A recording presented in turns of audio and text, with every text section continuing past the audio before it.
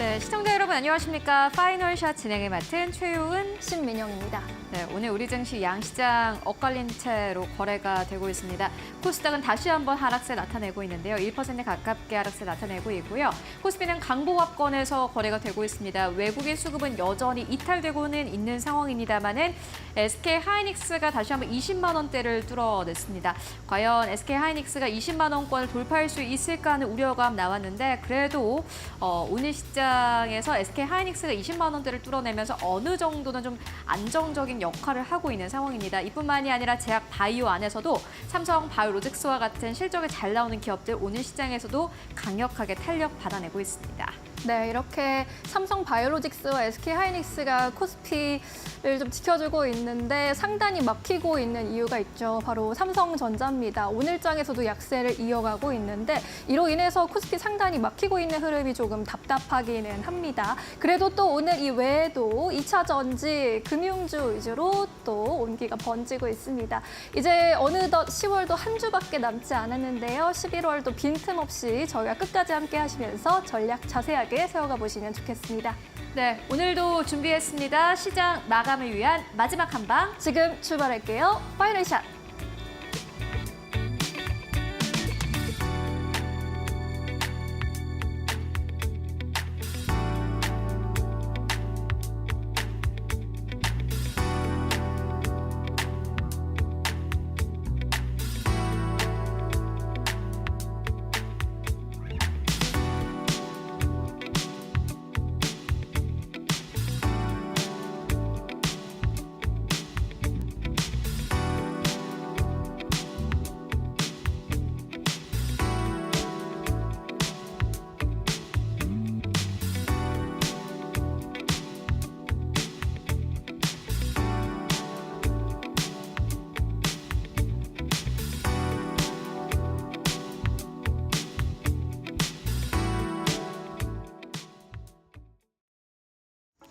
네, 오늘은 한 주를 마무리하는 금요일장입니다. 오늘 시장에서는 테슬라와 고려아연 빼놓고는 참 시장을 이야기하기 어려울 것 같습니다. 간밤에 테슬라가 두 자릿수 이상의 급등 흐름을 보였습니다. 이렇게 되면 한국에서는 2차 전지 관련주가 시원하게 함께 올라줘야 되는데 또 그렇지는 못한 양상입니다. 대선을 앞두고 있기 때문입니다. 미국의 대선 후보자들 가운데서 트럼프 후보가 만약에 당선이 된다면 IRA 법안이 폐기가 될 것이고 그렇게 된다면 한국의 양극재 기업들이 피해를 볼 것이다라는 전망이 나오고 있습니다. 다만 테슬라 기대감 여전히 가져가 볼 수 있습니다. 미국 대선이 끝나고 나면은 테슬라와 연동해서 한국 기업들의 상승 탄력을 좀 기대를 해볼 법한데요. 그렇다면 테슬라가 간밤에 왜 올랐던 걸까요? 함께 만나보도록 하겠습니다. 테슬라가 2거래일 전에 실적을 발표를 했습니다. 실적을 발표를 한 거는 한 거고 그 이후에 시장의 반응이 좀 뜨거웠습니다. 웨드부시의 굉장히 유명한 애널리스트죠. 댄 아이브스는 이렇게 표현을 했습니다. 테슬라가 미국의 홈런 왕인 에런 저지와 같은 실력을 가지고 있는 어마어마한 기업이다. 라는 투자 의견을 제시를 했습니다. 미국인들이 가장 좋아하는 야구 선수 중 한 명인데 이렇게 극찬을 한 겁니다. 어떻게 보면 테슬라에게는 최고의 칭찬이 아닐까 싶은데요. 바로 댄 아이브스는 테슬라의 매출 총이익률에 대해서 긍정적인 투자 의견을 제시를 했습니다. 이번에 테슬라는 3분기에 총 17%의 매출 총이익률을 기록을 했는데요. 시장의 예상치는 15%대였습니다. 이보다도 상회한 수치를 냈고 절대적으로 봐도 굉장히 긍정적이다라면서 아주 실력이 좋은 기업이다라는 투자 의견을 제시를 했습니다. 그 이외에 또 시장에서 환호를 한 부분이 있습니다. 바로 두 가지인데요. 먼저 첫 번째로는요. 앞으로 이 모델 3보다 더 저렴한 차량이 나올 수 있다라는 기대감 나오고 있습니다.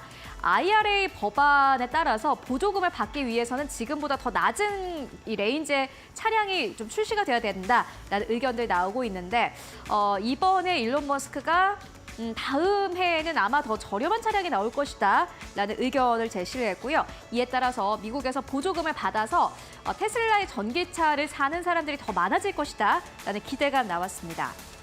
그리고 두 번째로는 자율주행 도입인데요. 테슬라의 사실 본 그 역할을 생각을 해본다면은 전기차 그리고 자율주행입니다. 그런데 최근에 주가가 하락을 한 이유는 사실 자율주행 쪽에서 이렇다 할 좀 결과를 내지 못했습니다. 그런데 이번에 일론 머스크가 이렇게 자율주행을 내년부터 바로 도입을 해서 수익을 좀 내겠다라고 밝혔고요. 실질적으로 최근 들어선 또 테슬라가 자율주행을 도입하는 차량들이 더 많아진 것으로 확인이 되고 있습니다. 자율주행을 이용하는 차량이 더 많아지고 있고 이에 따라서 테슬라가 본래 목표로 했던 자율주행이 앞으로 좀 더 가시화될 것이다 라는 기대감 나왔습니다. 주가는 어느 정도 움직였을까요? 주가를 함께 만나보시죠. 보시다시피 테슬라 주가 엄청나게 올랐습니다. 22% 넘게 상승 탄력을 받았는데 2011년에 24% 상승한 이래로 역대 두 번째로 가장 큰 일일 상승폭을 기록했다고 합니다. 일각에서는 HTS가 고장난 줄 알았다라는 이 우스갯소리도 했습니다. 그만큼 시원하게 또 슈팅이 나왔는데요. 그만큼 시가총액도 크게 늘어났습니다. 어느 정도 늘어났을까요? 보시다시피 2023년부터 2024년까지 고전을 면치 못했던 테슬라가 다시 한번 간밤에 시원하게 올라주면서 간밤에는 시가총액이 무려 한화로 계산했을 때 194조 원가량 늘어난 것으로 확인이 됐습니다. 물론 지금의 상승폭만큼 앞으로 늘어날 수 있을지는 모르겠습니다만은 이렇게 하루 만에 대형주가 22% 넘게 상승하면서 어느 정도 회복을 이뤄냈다라는 것은 굉장히 긍정적이고요. 또 아주 상징적인 의미이기도 합니다. 다시 한번 M7에 복귀했다라는 의견도 나오고 있는데 외신에서도 여러 가지 의견들이 나오고 있습니다. 저희가 좀 정리를 해봤습니다. 먼저 배런스지입니다. 긍정적인 부분부터 살펴보고 가도록 하겠습니다. 전기차 쪽에서 EPS와 매출 잘 나온 거는 말할 것도 없습니다. 그렇다면 어떠한 부분들이 더 긍정적으로 볼 수 있을까요? 에너지 사업이었습니다. 주택과 유틸리티 백업, 이 배터리 저장 장치 쪽에서 큰 폭의 매출이 발생을 했습니다. 매출 10억 달러 정도가 나왔고요. 매출 총 이익률 같은 경우는 19%대를 기록한 것으로 나타났습니다. 전년 동기 대비해서 무려 5%포인트 이상 올라간 수치입니다. 에너지 생성과 저장 부분 같은 경우에는 매출이 24억 달러를 기록했고요. 전년 동기 대비해서 무려 50% 이상 증가한 것으로 확인되고 있습니다. 배터로드 리서치 측에서는 에너지 사업이 전체 매출의 10%를 차지했고 잡초처럼, 위드처럼 성장하고 있다라고 표현을 하기도 했습니다. 그만큼 빠르게 성장하고 있고 시장도 계속해서 커지고 있습니다. 최근에 전기차 캐즘 쪽에 대한 이야기가 나오고 있는데 테슬라가 하는 사업이 굉장히 다방면으로 있고 이에 따라서 테슬라가 계속해서 돈을 벌 수 있는 이 부분은 더 많아질 것이다라는 기대감이 나오고 있는 겁니다. 다만 부정적인 의견도 있었습니다. 돈을 너무 많이 쓴다라고 좀 쉽게 이야기를 해볼 수 있을 것 같은데요. 자본 지출이 전체 매출의 14%를 차지한 것으로 나타났습니다. 위에 있는 이 차트는요, 테슬라가 전체 매출 대비해서 어느 정도의 캐펙스를 투자를 하느냐를 나타내는 차트이고요. 밑에 이 파란색 차트는 GM입니다. 제너럴 모터스 같은 경우는 전체 매출 가운데서 캐펙스 투자가 4%대에 불과합니다. 그런데 GM과 좀 비교를 해보면 거의 10%포인트 가량 차이가 나는 것을 확인하실 수 있습니다. 모건 스탠리 측에서는 자본 집약도와 비즈니스 모델 자체에 대한 의문을 좀 제기할 법하다라면서 캐펙스 투자가 전체 매출 대비해서 너무나도 좀 큰 편이다라고 지적을 했습니다. 그렇다면 이외에 월가의 많은 증권사에서는 어떻게 평가를 했을까요?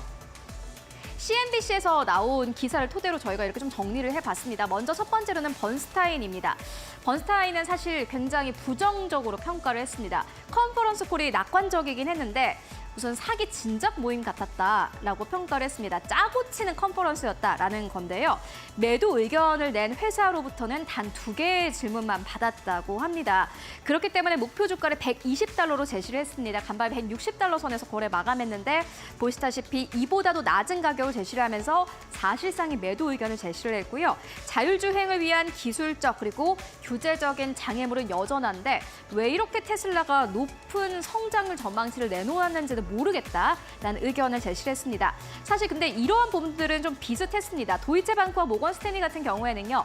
긍정적인 투자 의견을 내긴 했습니다만은 그래도 이 일론 머스크가 이 예상한 20%에서 30%의 성장이 과연 가능할지는 모르겠다라는 의견 제시했는데요.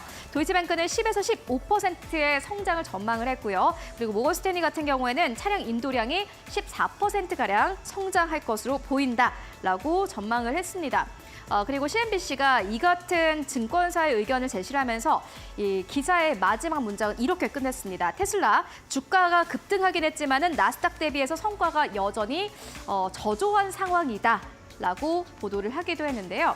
앞으로 테슬라의 주가가 상승 탄력을 받아갈 수 있을지 그리고 테슬라가 강력한 성장을 하게 된다면은 한국 증시의 많은 기업들이 함께 따라갈 수 있을지 여러분들 함께 체크해 보시면 좋을 것 같습니다. 오늘의 첫 번째 시그널로 이렇게 테슬라 만나보고 왔고요. 그렇다면 오늘 시장에서 또 주목받고 있는 이슈들 어떤 것들 있을까요? 이어서 신민용 앵커가 전해드립니다. 네, 오늘 종목별로는 어떤 시그널 보내주고 있을까요? 종목별 헤드라인 통해서 함께 만나보시죠. 4가지 헤드라인 준비했습니다. 첫 번째 헤드라인 열어볼까요? KB금융 소식, 오늘 시장을 뜨겁게 달구고 있습니다. 이야기 안 하고 지나갈 수가 없겠습니다. 역대급 3분기 호실적을 발표한 데다가 밸류업 계획도 역대급이다라는 평가 받으면서 오늘 장중에 사상 최고가 다시 쓰고 있고요. 10만 원 선 위에서 거래가 되면서 지난 2008년 10월에 상장한 이후로 역대 최고가 흐름 나타내고 있습니다. 이번 3분기 당기순이익이 1조 6천억 원으로 집계가 됐습니다. 3분기 기준으로 봤을 때 이 역시 창립 이래 최대 규모이고요. 3분기 누적순이익도 4조 3천억 원을 넘어서면서 역대 최고치 기록했습니다. 또 내년부터 13%의 보통주 자본 비율을 초과하는 잉여 자본을 주주에게 환원하는 밸류업 방안도 구체적으로 발표를 했습니다. 총 주주 환원율도 업계 최고 순으로 유지할 것이다라는 방침을 전했는데요. 이에 따라서 증권가에서는 이 밸류업 공시를 모두 긍정적으로 평가하면서 목표 주가를 일제히 상향 조정했고요. KB금융을 필두로 오늘 금융주들 전반적으로 분위기 나쁘지 않습니다. 두 번째 헤드라인 살펴볼까요? 네, SK 하이닉스입니다. 20만 닉스를 탈환하면서 오늘 1%대 오름세로 거래가 되고 있습니다. 3거래 연속 오름세이고요. 모건 스탠리도 인정했다라는 소식입니다. 지난달에 반도체 겨울론을 펴면서 SK 하이닉스에 대한 목표 주가를 반토막 냈었던 모건 스탠리 기억하실 텐데요. 한 달여 만에 하이닉스에 대해서 단기 전망이 틀렸다라고 인정을 했습니다. 그러면서 목표 주가 상향했는데 12만 원에서 13만 원으로 만 원을 올려잡았습니다. 여전히 보수적인 입장은 유지하고 있는 건데요. 모건 스탠리는 HBM 수요가 여전히 강세를 보이겠지만 2025년 이후에는 성장률이 둔화될 가능성이 크다라는 전망을 유지하고 있습니다. 세 번째 헤드라인 열어보겠습니다. 네, 테슬라 소식입니다. 실적 서프라이즈 소식을 앞서도 들으셨는데 실적 호조의 2차 전지 강세 이어지고 있고요. 미국의 IRA 인플레이션 감축법 관련 소식도 오늘 영향을 주고 있습니다. 테슬라 간밤에 22%나 급등을 했는데 우리 시장에서는 실적 이슈에 더해서 미국 정부의 IRA 세액 공제 최종 가이던스 발표도 함께 영향을 주고 있습니다. 최종 가이던스가 잠정 가이던스에 비해서 배터리에 대한 혜택을 더 늘렸습니다. 이에 따라 우리나라 배터리 그리고 배터리 소재 기업의 세제 공제 혜택이 늘어날 것으로 전망이 되고 있고요. 이런 소식에 IRA에 대해서 부정적인 좀 관점을 가지고 있었던 트럼프 당선 리스크도 조금은 지어지는 모습 보였고요. 이에 따라서 2차 전지주들 일부 종목들 오름세 이어지고 있습니다. 네 번째 헤드라인 살펴보겠습니다. 네, LG전자입니다. 실적 감소 소식이 들려오면서 투심이 위축되면서 주가도 약세입니다. 4분기도 역시 실적이 부진할 것이라는 우려감이 제기되고 있습니다. 역대 3분기 경영 실적과 비교했을 때 매출액이 최대치를 찍었습니다. 하지만 영업이익이 전년 동기 대비 20%가량 줄어든 것으로 확인이 됐습니다. 3분기 실적 같은 경우에는 전장과 IT기기 수요 둔화 그리고 자회사의 실적 부진으로 시장 예상치를 하회했고요. 4분기 역시 가전 수요가 부진한 영향으로 기대보다는 낮은 실적을 기록할 것이다라는 전망이 나옵니다. 하지만 2025년에는 실적 개선이 전망이 되고 있고요. 최근 발표한 추가적인 주주 환원 정책도 긍정적이다라는 의견 나오고 있다라는 점 참고해 보시죠. 이렇게 해서 4가지 종목 헤드라인 정리해봤습니다. 네, 이번엔 전문가 전화 연결해서 더 자세한 이야기 나눠보도록 하겠습니다. 이데일리온 장창민 파트너 연결돼 있습니다. 안녕하세요. 네, 안녕하세요. 네 가지 종목 헤드라인 전해드렸는데 이 중에서 어떤 헤드라인에 조금 더 집중해 볼까요? 네, 오늘도 좀 많은 이슈가 좀 나왔었는데 저는 아무래도 테슬라 실적 호조에 대한 이슈를 가장 주목하고 있습니다. 그 이유를 좀 말씀드리자면 어제 발표된 내용에 따르면 23일 뉴욕 증시 장 마감 직후에 테슬라가 실적 발표에서 시장 예상치를 상회하는 실적을 발표했었습니다. 실적 발표에서 3분기 매출은 251억 8천만 달러로 시장 예상치보다는 조금 하회하는 모습을 보이긴 했었는데 전년 동기 대비해서 8% 증가하는 모습을 보이기도 했었죠. 그래서 주당 순이익도 72센트를 기록하면서 시장 예상치인 58센트를 크게 상회하기도 했는데요.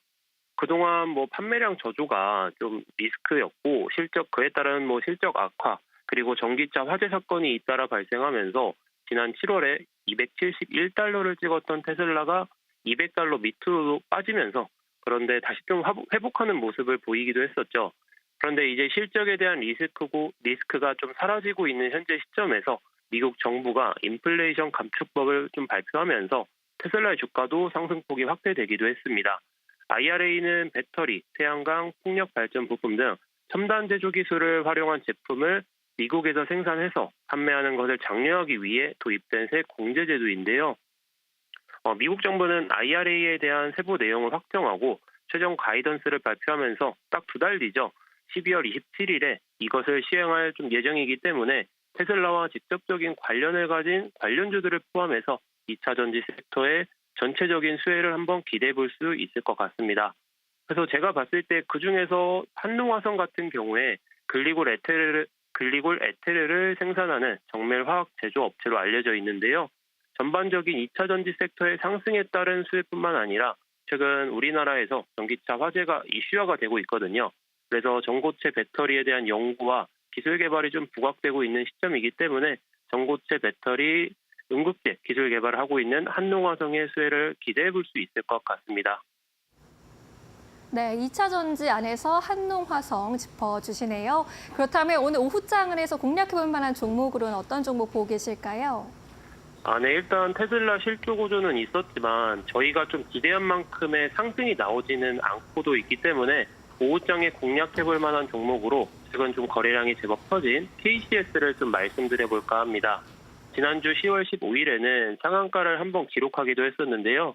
이번 주에는 양자전략위원회가 연내 출범한다는 소식이 들려오면서 오늘도 10%가 넘는 상승이 나오기도 했습니다. 지난주에는 SK텔레콤이 세계 최초 하이브리드형 양자암호 상용화에 나선다는 소식이 들려오면서 KCS가 SK텔레콤과 양자 난소 생성 기술을 개발한 이력이 있다는 내용 때문에 상한가를 기록하기도 했었습니다. 그리고 오늘까지 경기도 고양시 컨텍스에서 2024 고양 드론 박람회가 열리고 있거든요.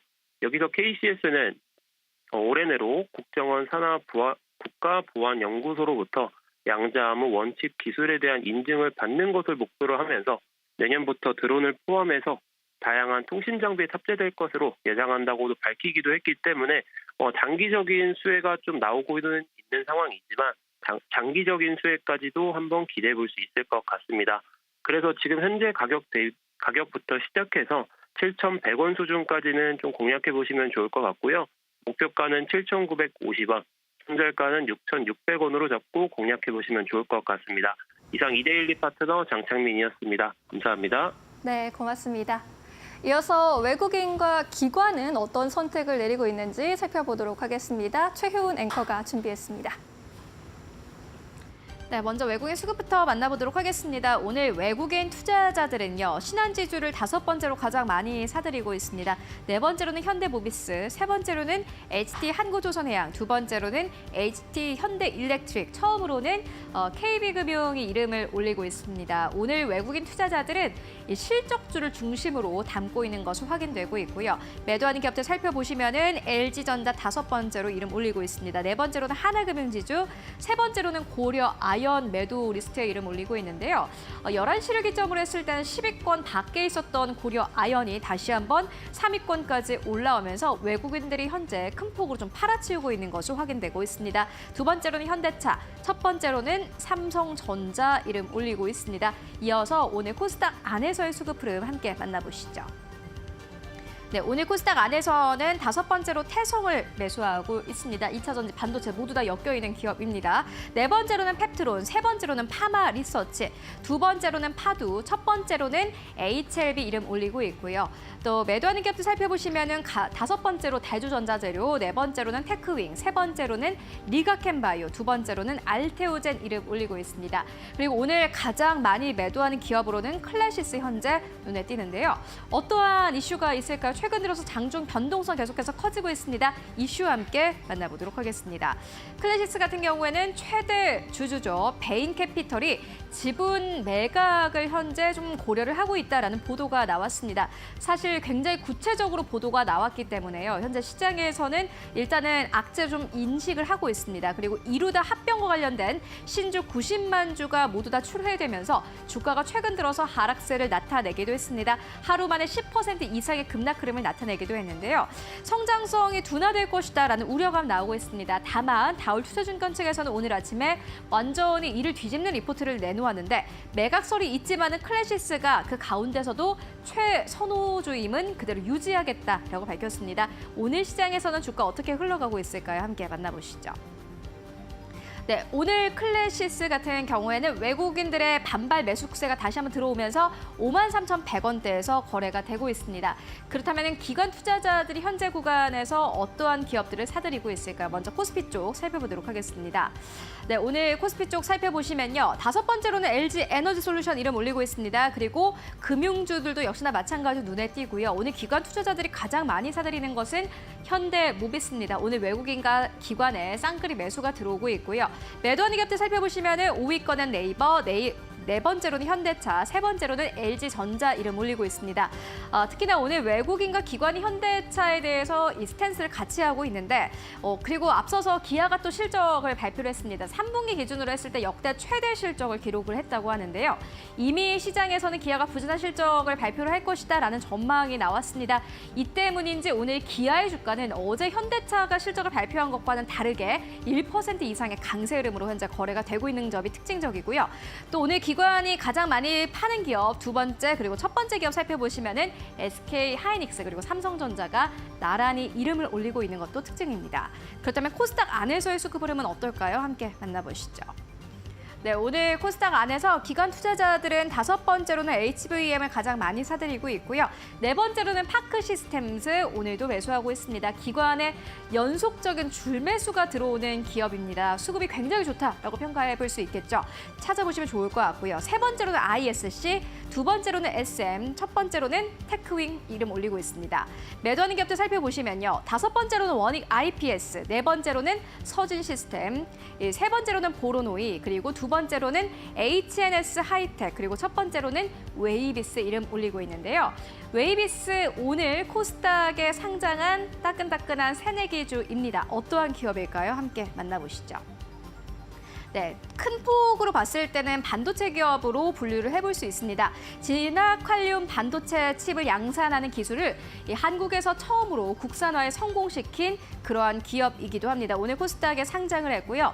사실 기술이 있어서 기술 특례로 상장을 했습니다. 다만 장중 변동성은 계속해서 확대가 되고 있는데요. 증권가에서는 오늘 이 상장일에 유통 가능 물량이 34%대를 넘어가기 때문에 이 부분은 좀 유의를 해야 된다라는 투자 의견을 제시하기도 했는데 현재 구간에서 주가 어떻게 흘러가고 있을까요? 함께 만나보시죠. 장 초반까지만 하더라도 상승 탄력을 받기도 했습니다. 그런데 오늘 시장에서 계속해서 좀 저점을 낮추고 있습니다. 21% 넘게 급락하면서 11,760원대에서 거래되고 있습니다. 지금까지 수급 상황 함께 살펴보고 왔습니다. 네, 오늘 시장에서 움직이고 있는 특징주들 조금 더 자세히 점검해 보도록 하겠습니다. 이데일리 스페셜리스트 신일섭 전문위원과 함께 할게요. 어서 오세요. 안녕하세요. 네, 두 가지 종목 살펴보도록 하겠습니다.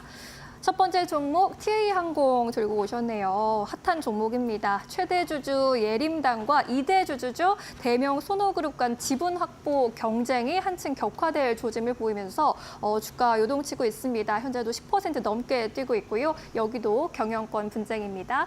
제2의 고려아연이 되지 않을까 주목하시는 분들 많습니다. 자세히 점검해 볼까요? 네, 경영권 분쟁이 역시 가장 여러분들이 좋아하시는 모멘텀이다. 뭐 아까 전에 기아 얘기했지만 자, 기아 볼까요? 0.99 그리고 4개월 연속 음봉입니다. 기아 방금 소식 들으셨죠? 실적 최고치 나왔다고. 안 먹히죠. 그렇죠? 잠잠해요. 미국 시장 보세요. 어떻게 됐죠? 테슬라 바로 실적 좋다니까 바로 급등하죠. 네. 이러니까 국내 투자자들이 답답하는 거거든요. 그래도 기아 지금은 좀 오르네요. 1%. 그러니까 오르는데 무채가 4개월 연속 음봉이어서 네. 지금 6월 달에만 해도 13만 5천 원짜리가 지금 9만 1천 원이에요. 그러니까 지금 이런 모멘텀엔 여러 가지가 있지만 기본적으로 우리가 뭐 정상적으로 1, 2, 3, 4분기에 항상 발표되는 걸로 알 수 있는 기본적인 모멘텀이잖아요. 모멘텀이란 게 움직이는 동인인데 거기에 기본적으로 실적 때문에 움직일 수도 있고 이런 M&A 이슈로 움직일 수도 있고 혹은 세계 경제가 좋아져가지고 같이 오르는 우리나라는 항상 왕따지만 그런 경우 여러 가지 모멘텀이 있어요. 근데 기본적으로 우리가 가장 기술적 분석 말고 기본적으로 재무제표를 봐서 알 수 있는 거 혹은 1, 2, 3, 4분기를 미리 내다보고 다음 분기 실적이 좋을 걸 예상해서 그 모멘텀을 기대하고 사는 거 이게 기본적인데 전혀 맞지가 않으니까 그러니까 더더욱 우리는 개인 투자자들이 우리나라에서는 M&A 이슈 저런 거에 매달리게 되는 거예요. 저런 게 변동성이 심한 모멘텀이잖아요. 모멘텀 중에서도 실적 같은 경우는 어떤 방향성이 있죠. 보통 1분기, 2분기가 좋았다면 3분기, 4분기도 이렇게 좋을 가능성이 높아요. 기업이 어떤 영속성이나 방향성이 한쪽으로 보통 움직이기 때문에 한번 발전을 하면 발전하고 쇠퇴를 하면 쇠퇴라니까. 네. 그런데 이런 것들이 맞지가 않아 버리니까 그냥 저런데 약간 뭐 아니면 도식의 M&A가 이슈가 불어서 막 되다가 갑자기 M&A가 어그러져 버리면 확 떨어져 버리는 거잖아요. 그러니까 실적이 이렇게 확 못 꺾이고 이런 것은 많이 나타나지 않거든요. 그러니까 우리는 굉장히 변동성이 심한 확률에 걸 수밖에 없는 굉장히 안타까운 현실이라는 거. 요거를 인정을 안 할 수가 없으니 인정을 하고 대응을 해야겠죠. 그러니까 지금 같은 경우에 지금 TA항공이나 TA홀딩스 오늘도 급등하고 있는데 예를 들어 TA항공의 지금 재무제표를 보면은 좋지가 않아요. 지금 영업이익도 지금 컨센서스가 지난해랑 거의 똑같이 지금 나와 있고요. 근데 이제 M&A 이슈가 불면 이제 오르니까 여기에 기대는 거죠. 지금 여기에 관련된 것들이 다 오르고 있거든요. 일단 예림당, 1대 주주인 예림당도 지금 20.43% 오르고 있고요. 그리고 TA항공과 TA홀딩스 이 두 개가 같이 오르고 있고요. 네. 그리고 대명 소노시즌 이제 2대 주주로 올라선 이 회사도 지금 3.9 오르고 있습니다. 다 오르고 있어요. 그리고 고려아연도 아까 전에 여기 초반에 상한가 가까이 갔던 거에 비해서는 20% 정도 내려가서 9%였지만 요새 지금 꽤 계속 올랐었죠. 그래서 지금 이러한 것들이 결국에는 어쩔 수가 없습니다. 실적에 의해서 정확히 정상적으로 제때 움직이는 스타일의 시장이 아니니까요. 어쨌든 TA항공이 움직이는 그 부분을 볼까요? 일단은 두 가지 이슈가 있습니다. 일단은 대한항공과 아시아나항공 합병에 관련된 부분. 어제 얘기 드렸습니다. 이게 TA항공도 있고 지금 이 M&A 모멘텀이 강하게 분다는 게 확실한 게 뭐냐면은 네. 진에어랑 제주항공 이 회사들의 차트를 보세요. 진에어랑 제주항공은 계속 땅굴을 파고 있어요. 지금 신저가예요. 신저가.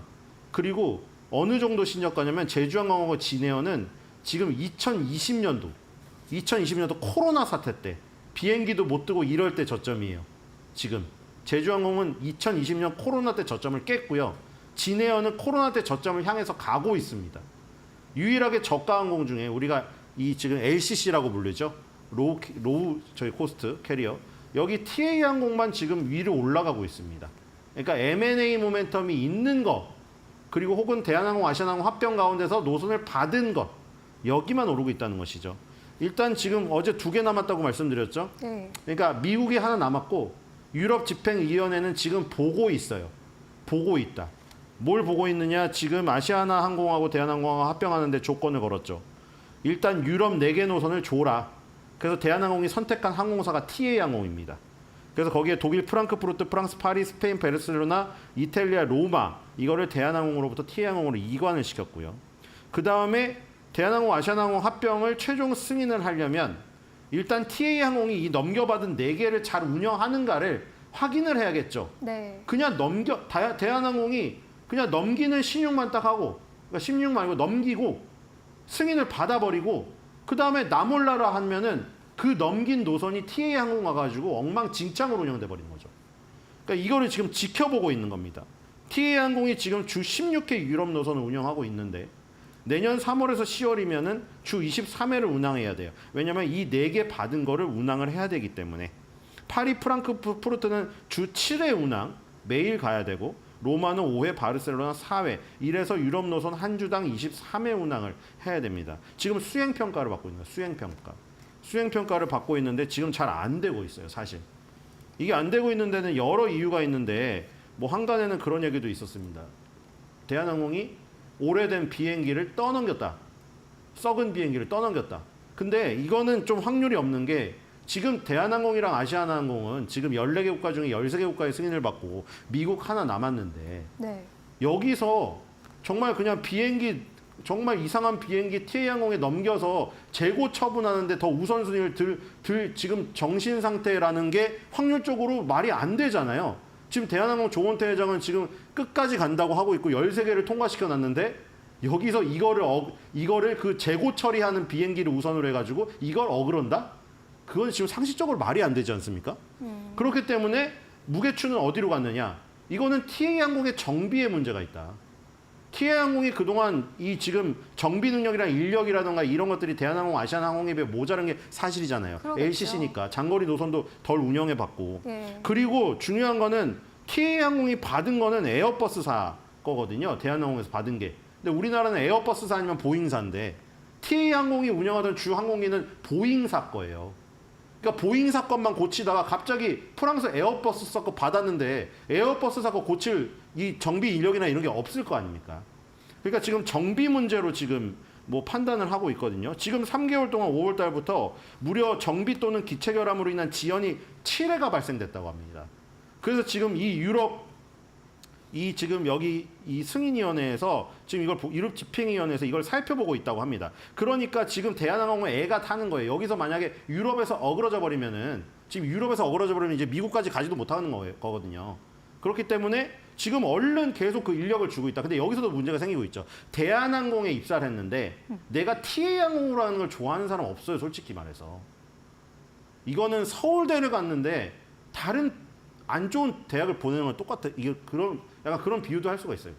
그러니까 그게 가서 일을 제대로 된 대우를 안 해주면은 일하기가 싫을 수도 있어요. 갑자기 대한항공 옷을 입고 있다가 남의 그 항공기 옷을 입고 너 여기서 일해라 해버리는데 그럼 연봉도 깎이고 그런 문제도 있습니다. 노조가 그런 반대하는 문제도 그런 문제들이고요.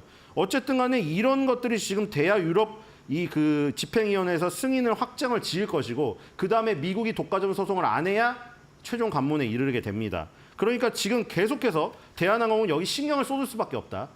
지금 5대를 항공기를 이제 줄 건데 4대를 줬다고 합니다. 이제 마지막 남은 1대와 이 지금 에어버스사만 지금 해가지고 그 보잉 거를 안 건드려본 TA항공의 보잉의 정비 인력, 보잉사 거를 할 수 있는 정비 인력을 빨리빨리 파견하여 지금 유럽 집행위원회가 수영평가를 하고 있는 이 기간에 더 이상 사고 없이 운행하는 것을 보여줘야만 한다. 이것이 남아 있고요. 예. 그리고 이제 두 번째 아까 그거죠. 대명 소노그룹이죠. 대명 소노그룹이 지금 6월달하고 8월달에 걸쳐서 TA항공 지분 26.77을 확보했고요. 아까 예림당이 1위라고 했는데 29.74입니다. 거의 차이가 나지 않죠. 근데 TA항공은 지금 뭐 대명 소노그룹은 그렇게 밝히진 않았어요. 우리는 경영권을 뭐 탈취할 목적이 없다. 사업 다각하다라고 얘기했지만 누가 보더라도 지금 차이가 2~3%밖에 안 나는 지금 상황에서 조금만 매집하면 1대 주주로 가버리잖아요. 그러니까 우리는 경영권 탈취할 목적이 없고 사업 다각화라고 아무리 우겨도 만약에 1대 주주로 올라서 버리면 이거는 시장에서 그렇게 판단해버릴 수밖에 없어요. 그러니까 대명소노그룹이 아무리 아니라 그래도 지금 언론에서 벌써 그렇게 다루고 있습니다. 그리고 프레미아도 좀 지분 인수하고 있죠. 얘네는 지금 약간 중간이거든요. LCC랑 FSC가 있잖아요. 풀 서비스 캐리어 대한항공, 아시아나항공. 네. 그리고 LCC랑 그 가운데 하이브리드 캐리어라고 지금 이름이 붙여져 있습니다. 왜냐하면 중단거리 노선에다가 장거리. 그러니까 뉴욕, LA, 샌프란시스코, 미주 노선도 있는데 태국, 방콕, 나리타도 있어요. 그리고 운임이 LCC만큼 낮은데 또 대형 항공사의 프리미엄을 제공하는. 그러니까 약간 중간 단계 컨셉으로 지금 잡고 있는 게 에어 프레미아인데 이 지분도 지금 인수를 했거든요. 22% 일단 인수한 다음에 잔여 지분 11%는 콜옵션을 또 가져왔어요. 내년도에 이것까지 하면은 33%가 된다고 합니다.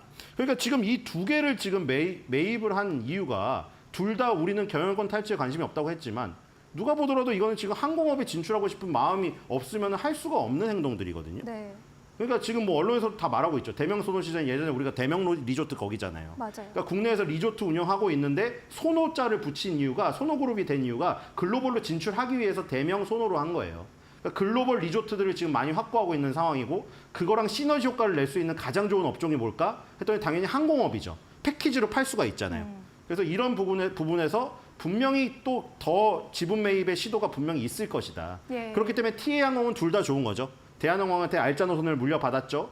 대명 소노그룹은 TA항공을 이용해서 항공업에 진출하려는 야욕이 보이죠. 그러니까 둘 다 모멘텀이 있기 때문에 진에어, 제주항공과는 완전 차별화된 움직임을 보이고 있다. 이렇게 보시면 될 것 같습니다. 네, 그냥 더 이상 LCC 수준에 머무르기에는 이슈가 참 많습니다. 전반적으로 앞으로의 흐름이 기대되는 TA항공도 살펴봤습니다. 두 번째 종목으로 넘어갈게요. SG 들고 오셨습니다. 우크라 재건 사업 관련주인데 중장기적으로 우크라이나에서 최소 조 단위 수준의 에코스틸 아스콘 매출 창출을 목표로 하고 있다라는 증권사 분석도 나오고 있습니다. 전반적으로 흐름도 나쁘지 않습니다. 전망 어떻게 보시나요? 네, 우크라이나 전쟁이 뭐 트럼프가 공언한 대로 대통령이 된다고 해서 푸틴이 나를 존경하니까 바로 뭐 전쟁을 그만두게 할 수 있다.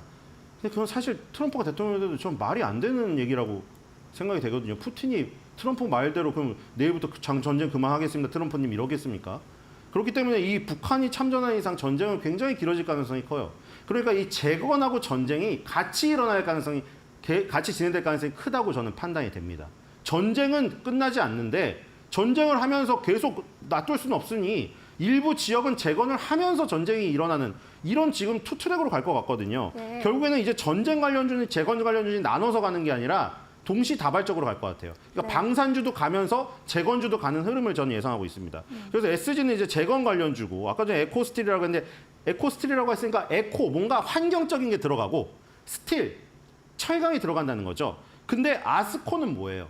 아스팔트 콘크리트거든요. 근데 아스팔트 콘크리트의 원래 재료가 뭐죠? 골재예요.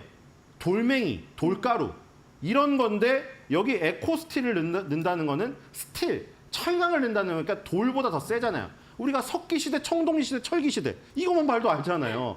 이거 철기 시대가 석기 시대보다 앞서간 거잖아요. 그러니까 지금 당연히 당연한 얘기예요. 이거는 쉬운 얘기죠. 네. 그러니까 더 단단한 건 사실인 거고 그리고 이게 왜 또 그러면 에코는 또 왜 붙었냐? 이것만 설명드리면 되겠네요. 네. 에코는 왜 붙었냐? 이 지금 철강제들이 이 뭐 우크라이나 제철소도 그렇고 우리나라 제철소도 그렇고 부산물로 나오는 철 찌꺼기들이 있습니다. 이게 쓸데가 없어서 환경오염을 일으키면서 방치되어 있는 거를 얘네가 재활용해가지고 아스팔트 콘크리트, 아스콘으로 만드는 거죠. 그러니까 이게 친환경이라는 겁니다.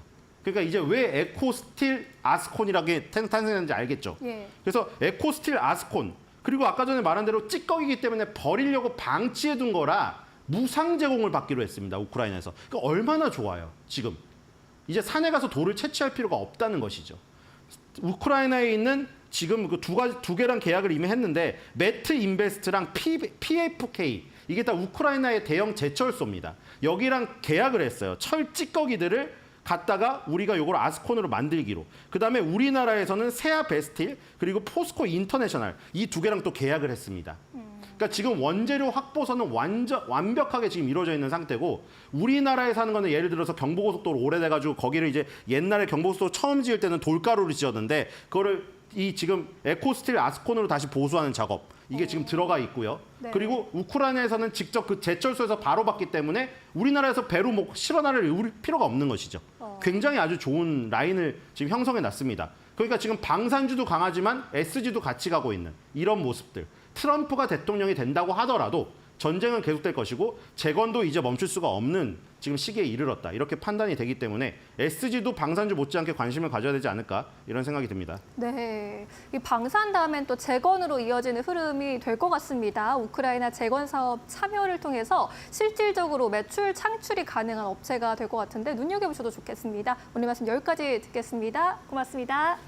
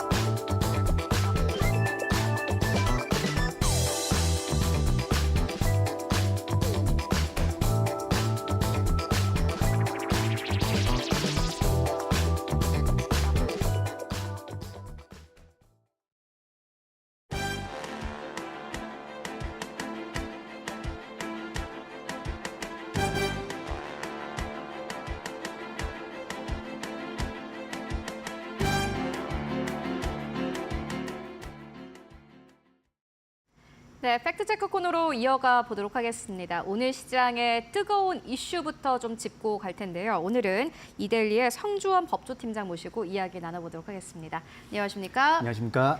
네, 오늘도 고려아연 이슈가 굉장히 뜨겁습니다. 보니까는 이제 이번 주에 법원이 고려아연의 자사주 매입을 좀 승인을 했습니다. 영풍이 고려아연 최윤범 회장 측 상대로 낸 두 번째 가처분도 역시나 기각을 한 건데요. 현재 상황 좀 짚어주시죠. 네, 말씀하신 것처럼 서울중앙지법에서 이제 이번 주 초에 가처분에 대해서 기각 결정을 내렸습니다. 고려아연의 자사주 공개 매수 절차에 문제가 없다라는 판단을 내린 건데요. 이로써 영풍 MBK 연합이 제기했던 1차와 2차 가처분 신청을 모두 기각했습니다. 법원은 이 고려아연의 자사주 매입이 업무상 배임이나 위법 행위라고 단정할 수 없다라고 판단을 한 것인데요. 특히 매수한 자기 주식을 전부 소각하기로 한 이상 이것은 배임 행위라고 볼 수 없다라고 한 겁니다. 또한 경영권 분쟁 상황에서도 자기 주식 취득을 금지하는 법적 규정은 없다고 또 법원은 판단한 것으로 이해할 수 있습니다. 이로써 고려아연은 지난 23일까지 예정돼 있던 자사주 공개 매수를 계획대로 진행할 수 있었습니다. 그렇다면 현재 이제 지분 상황은 어떻게 됩니까? 네, 일단 영풍 MBK 연합은 지난 14일 공개 매수를 통해서 고려아연 지분 5.34%를 추가로 확보해서 총 38.47%를 보유하게 됐고요. 고려아연 쪽에서는 이제 지분 보유 현황을 공시를 지금 앞두고 있는데 아직 공시된 상황은 없지만 일단은 지금 보면 우호 지분을 포함해서 한 34% 정도를 보유하고 있는 상황이고요. 고려아연이 자사주 공개 매수를 통해서 10%를 매입하고 소각한다고 가정했을 때 영풍 MBK 연합은 한 2.74% 정도, 그리고 최 회장 측은 베인 캐피털 우호 지분까지 합친다고 봤을 때 한 40.27%까지 올라갈 것으로 예상됩니다. 여기에 이렇게 되면 이제 국민연금이 보유하고 있는 7.3% 정도의 지분이 바로 캐스팅 보트가 될 것이다. 이렇게 지금 판단됩니다. 네, 지분 현황을 좀 정리해보고 가도록 하겠습니다. 영풍과 MBK 쪽이 가지고 있는 지분이 42% 정도, 그리고 고려아연의 최 회장 측이 우호 지분을 모두 다 포함해서 가지고 있는 지분은 현재 40% 정도가 되고 있는 상황이고요. 앞으로 국민연금이 보유한 7%대의 이 지분이 캐스팅 보트가 될 것이다 라는 이야기 듣고 왔습니다. 그렇다면 양측이 앞으로 또 어떤 전략을 펼칠지도 궁금한데 어떻게 보십니까? 네, 일단 영풍 MBK 연합은 임시 주주총회 소집을 통해서 이사회 장악을 시도할 것으로 보입니다. 현재 이사회는 최 회장 측 12명, 영풍 측 1명으로 구성되어 있는데 영풍 MBK 연합은 12명 이상의 이사를 새로 선임하려 할 것으로 예상됩니다. 반면에 최 회장 측은 현대차그룹, 한화, LG화학 등 기존의 우호 지분을 지키면서 추가로 우호 세력 확보에 나설 것으로 전망되는데요. 특히 다국적 기업 트라피구라와의 협력 강화도 모색 중입니다. 양측 모두 역시 캐스팅 보트인 국민연금의 지지를 얻기 위한 노력을 계속할 것으로 보입니다. 이런 상황 속에서 이 경영권 분쟁이 앞으로 더 길어질 수 있다라는 전망도 나오고 있습니다. 어떤 전망들이 현재 좀 우세합니까? 네, 아무래도 장기전이 불가피할 것으로 지금 보이는데요. 양측의 지분 격차가 크지 않기 때문입니다. 이런 상황에서 법적 공방은 계속 이어지고 있고요. 영풍 MBK 연합은 자사주 매입에 대한 본안 소송을 제기하겠다고 밝혔고 또 고려하여는 영풍 MBK 연합의 지분 매입이 시장 교란 행위로 원천 무효다라면서 또 맞대응하고 있는 상황입니다. 또 임시 주주총회 소집을 둘러싼 갈등도 예상되는데요. 국민연금의 의결권 행사 방향도 역시 변수가 될 것입니다. 이러한 상황에서 양측의 치열한 경영권 다툼 아무래도 당분간은 계속 이어질 것으로 예상됩니다. 고려아연 오늘 시장에서도 뜨겁습니다. 현재 구간에선 3%의 상승세, 오늘 장초 후반에는 20% 이상의 급등세를 나타내기도 했습니다. 경영권 분쟁 계속해서 나올 이슈로 보여집니다. 앞으로 나오는 뉴스들 잘 따라가 보시면 좋을 것 같고요. 이어서 두 번째 이슈로 옮겨가 보도록 하겠습니다. 이번에는 LS증권과 관련된 이슈 좀 짚고 갈 텐데 검찰이 LS증권과 현대건설을 이번 주에 전격 압수수색을 했습니다. 어떠한 이유에서 압수수색을 했습니까? 네, 일단 금융감독원이 지난해 10월부터 12월까지 5개의 증권사를 대상으로 부동산 프로젝트 파이낸싱, 부동산 PF 기획 검사를 실시를 했는데 그 결과 임직원의 사익 추구 행위 그리고 증권사의 내부 통제 취약점이 다수 발견됐습니다. 특히 LS증권의 한 임원이 직무상 정보를 이용해서 부당이득을 취득한 정황이 포착됐는데요. 이에 금감원은 지난 1월 검찰에 수사를 의뢰했고 검찰은 LS증권과 현대건설 본사 등 10여 곳에 대한 압수수색을 실시했습니다. 현대건설은 이제 그 해당 임원이 정보를 유용한 부동산 개발 사업의 시공사였기 때문에 이제 이번 압수수색에 같이 포함된 것으로 파악됐습니다. 네, LS증권의 한 임원이 보니까는 직무상의 정보를 이용해서 부당 이득을 취득한 이러한 혐의를 받고 있는 상황입니다. 구체적으로는 어떤 혐의를 받고 있습니까? 네, 보니까 토지계약금 대출과 브릿지론 그리고 본 PF 주선 업무를 수행하면서 취득한 그 사업장의 개발 진행 정보를 이용해서 한 약 500억 원 정도의 부당이득을 얻은 혐의를 받고 있습니다. 구체적으로는 본인이 지배하고 있는 법인을 통해서 시행사 최대 주주의 전환사채를 수천만 원에 매입한 뒤에 그 시행사와 PM 계약을 맺은 용역회사에다가 약 500억 원에 매각하는 그런 수법을 쓴 것으로 파악이 되고 있고요. 또한 4개 PF 사업장의 정보를 이용해서 시행사들에게 700억 원을 사적으로 대여하고 수수료와 이자 명목으로 40억 원을 취득한 혐의도 받고 있습니다. 보니까는 이 임원이 불법 고금리 대출까지 동원을 했다라는 이런 뉴스가 나오고 있는데 급했나 봐요. 네, 그런가 봅니다. 금감원 조사 결과 드러난 사실인데 A씨가 이제 사적 대여를 한 5건 가운데 3건, 약 600억 원 규모 관련해서 당시 이자 제한법상 최고금리 한도가 20%인데 이것을 초과하는 고금리로 대출이 이루어진 것으로 확인이 됐습니다. A씨는 이 본인이 주선한 본 PF 약 2천억 원 가운데 일부를 용역사에 대여하면서 자신으로부터 CB 전환사채를 매입하도록 한 것으로 조사됐습니다. 이것은 직무상 알게 된 정보를 이용한 사익 추구에 해당되기도 하고 또 한편으로는 불법 고금리 대출까지 동원된 심각한 불법 행위에 해당된다라는 것이 일단 금감원의 조사 결과입니다. 그렇다면은 또 회사 측, LS증권 측에서는 어떻게 대응을 하고 있는지 궁금한데 어떻게 대응하고 있습니까? 네, LS증권이 이제 원래는 이베스트 투자증권인데 올해 이제 LS그룹으로 편입되면서 사명을 LS증권으로 이제 바꿨죠. LS증권은 금감원의 기획검사 이후에 A씨에 대해서 휴직 조치를 취했고요. 조직 개편을 통해 관련 팀을 해체했다라고 밝혔습니다. 회사 측은 검찰 수사에 성실하게 협조하고 또 수사 결과에 따라 해당 임원 징계 등 적절한 대응을 할 것이다라는 입장을 밝혔습니다. 또 한편 또 A씨는 올해 3월에 103억 원 상당의 청담동 고급 아파트를 매입한 것으로도 확인이 됐는데요. 바로 관련해서 아마 검찰은 이 자금 출처에 대해서도 수사를 확대할 것으로 예상됩니다. 네, LS증권과 관련된 요 이슈를 마무리 짓고요. 이어서 세 번째 이슈로 넘어가 보도록 하겠습니다. 이번에는 NH증권 관련 이슈를 좀 짚고 갈 텐데 최근에 NH투자증권 그리고 오뚜기 간의 부당 이득금 청구 소송의 항소심 판결이 있었다고 합니다. 어떠한 내용입니까? 네, 이번 판결의 핵심은 이제 법원이 NH투자증권의 투자자 보호 의무 위반을 인정했다는 점, 이 점이 좀 눈여겨볼 만한데요. 그러니까 오뚜기가 NH투자증권을 통해서 그 유명했던 옵티머스 펀드에 투자했다가 큰 손실을 보게 되면서 바로 이런 법적 다툼, 민사 소송으로 이어지게 된 겁니다. 법원은 이 NH투자증권이 단순히 펀드를 중개하기만 한 것이 아니라 직접 투자를 권유한 당사자로서 책임이 있다라고 판단을 했습니다. 특히 그 옵티머스 펀드, 그 펀드의 위험성을 제대로 설명하지 않은 점, 이런 점들이 문제가 됐는데요.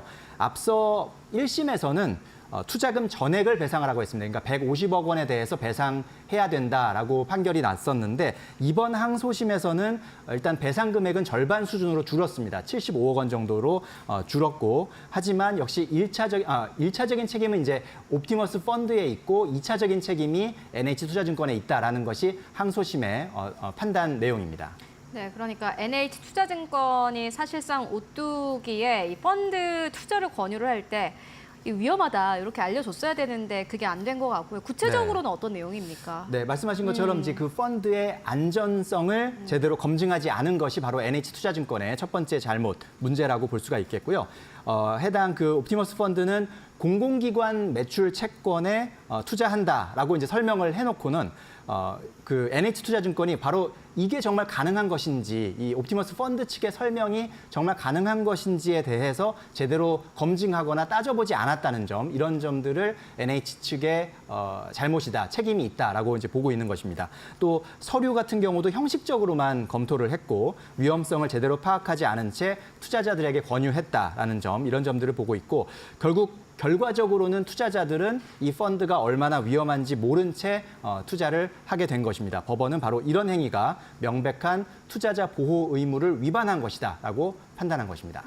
그리고 사실 옵티머스 펀드 사태 규모 피해 금액은 꽤나 컸던 것으로 기억이 나는데 어땠습니까?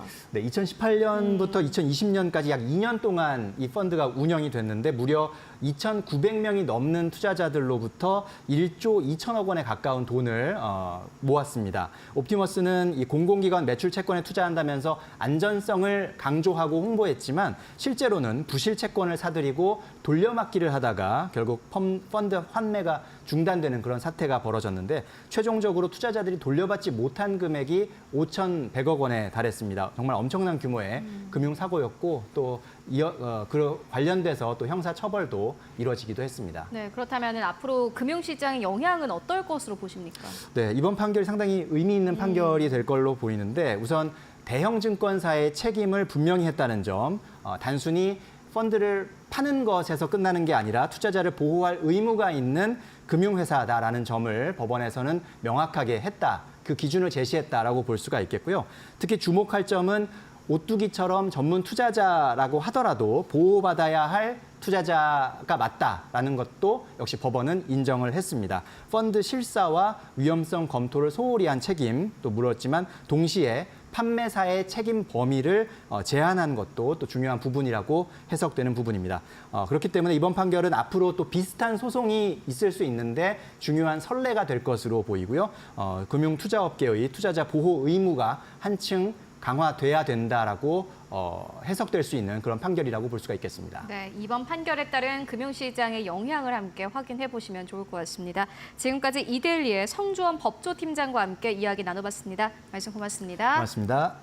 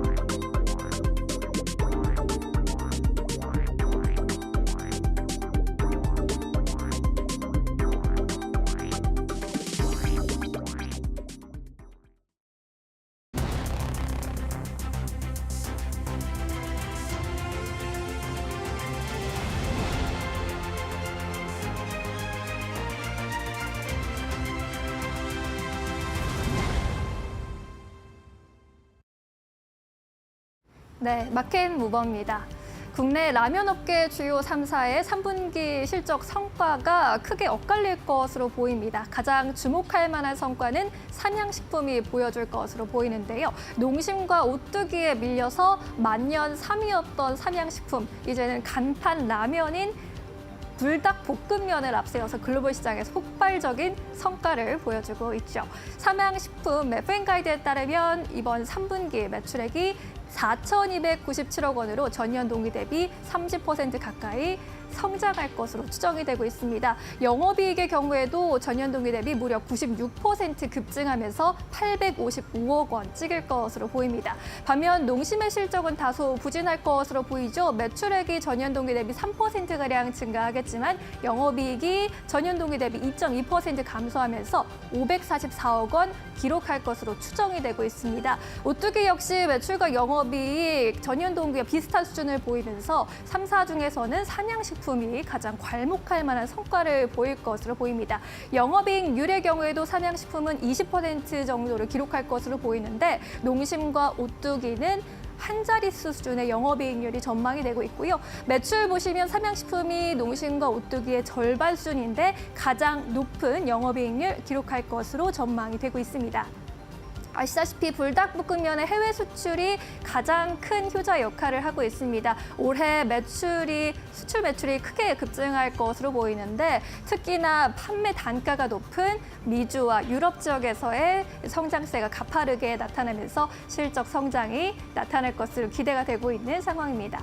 삼양식품 이에 더해서 이제는 불닭 소스로 글로벌 마케팅을 확대하고 있는데요. 이 소스에 집중하고 있는 이유는 무엇일까요? 소스가 가지고 있는 확장성에 주목을 하고 있는 겁니다. 일반적인 라면의 개념을 넘어서서 맛과 요리라는 인식으로 브랜드 가치를 확장하겠다라는 계획으로 보이는데요. 최근에 롯데리아 베트남 그리고 맘스터치 일본 등에서 이 해외에서 이 불닭 소스를 활용한 다양한 협업 메뉴를 선보이기도 했습니다.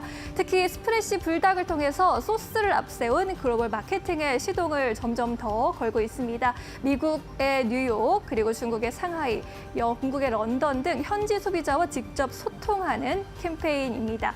올해 상반기에 소스류 매출도 굉장히 견고했습니다. 지난해 대비 28.4%나 증가하면서 소스로 다양한 글로벌 마케팅에 나서고 있는 상황입니다. 회사 측은 해외에서 이제 중장기적으로 타바스코와 같은 글로벌 핫소스로 육성하겠다라는 계획인데요. 과연 한국인의 매운맛이 글로벌 핫소스로 재탄생할 수 있을까요? 활약 눈여겨보셔도 좋겠습니다. 지금까지 마켓무버 함께 하셨습니다. 네, 이어서 오늘 시장에서 움직이고 있는 이슈들 함께 만나보도록 하겠습니다. 오늘은 지시인포의 박수범 대표 그리고 이데일리온의 박정식 파트너 모시고 이야기 나눠보도록 하겠습니다. 안녕하십니까? 안녕하세요. 네, 오늘도 두 분과 저희 마켓무버 함께 해보도록 하겠습니다. 오늘은 어떠한 이슈를 살펴보는 게 좋을까요? 먼저 자막으로 만나보도록 하겠습니다. 네, 지금 나옵니다. 오늘 이 두 가지 중에서 선택을 해야 되는데 근데 약간 아쉬워요. 왜냐하면은 코스피가 현재 하락으로 전환이 됐습니다. 그렇기 때문에 2차 전지 관련해서 크게 기대를 할 수는 없겠지만은 그럼에도 사실 테슬라가 급등했기 때문에 오늘 함께 알아보도록 하겠습니다. 테슬라 성장수의 2차 전지주 혹은 실적 그리고 주주 환원을 모두 다 가지고 있는 금융주 두 가지 중에 선택을 하자면은 두 분은 어떠한 업종을 선택을 할까요? 먼저 박수범 대표님. 저는 2차 전지 말씀드립니다. 2차 전지. 근데 힘이 빠지셨네요. 그래요? 네. 힘 있습니다. 네. 1차 전지 그리고 박정식 파트너님께서는요. 저도 이제 2차 전지, 이제 금융주는 너무 많이 올라서 좀 단기적인 조정력을 좀 거칠 것 같더라고요. 네, 그래서 2차 전지 골라봤습니다. 오늘도 뭔가 또 사족을 붙이시지만은 그래도 그만큼 또 애정을 가지고 분석을 해주신다라고 저희 좀 긍정적으로 보고 가도록 하겠고요. 박수범 대표님은 2차 전지를 조금 더 무게를 심는 이유가 있으실까요?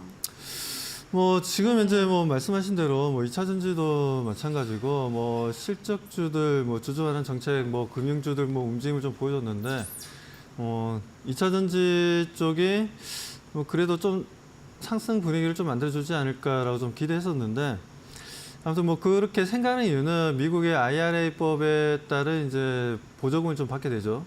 그 부분도 있고 그리고 중국 제품에 대한 이제 보복 관세가 유럽도 마찬가지고 미국도 마찬가지로 보복 관세가 상당히 좀 많이 올라가고 있다라는 부분들. 뭐 그러다 보니까 상대적으로 우리나라 기업들이 좋아지지 않겠냐라고 좀 바라보고 있고, 이번에 테슬라가 서프라이즈 실적 예상치를 훨씬 웃도는 실적을 좀 발표했는데, 여기서 뭐 자동차가 전기차가 얼마나 판매가 됐냐가 제가 봤을 땐 별 중요한 부분은 포인트는 아니라고 좀 바라보고 있고요.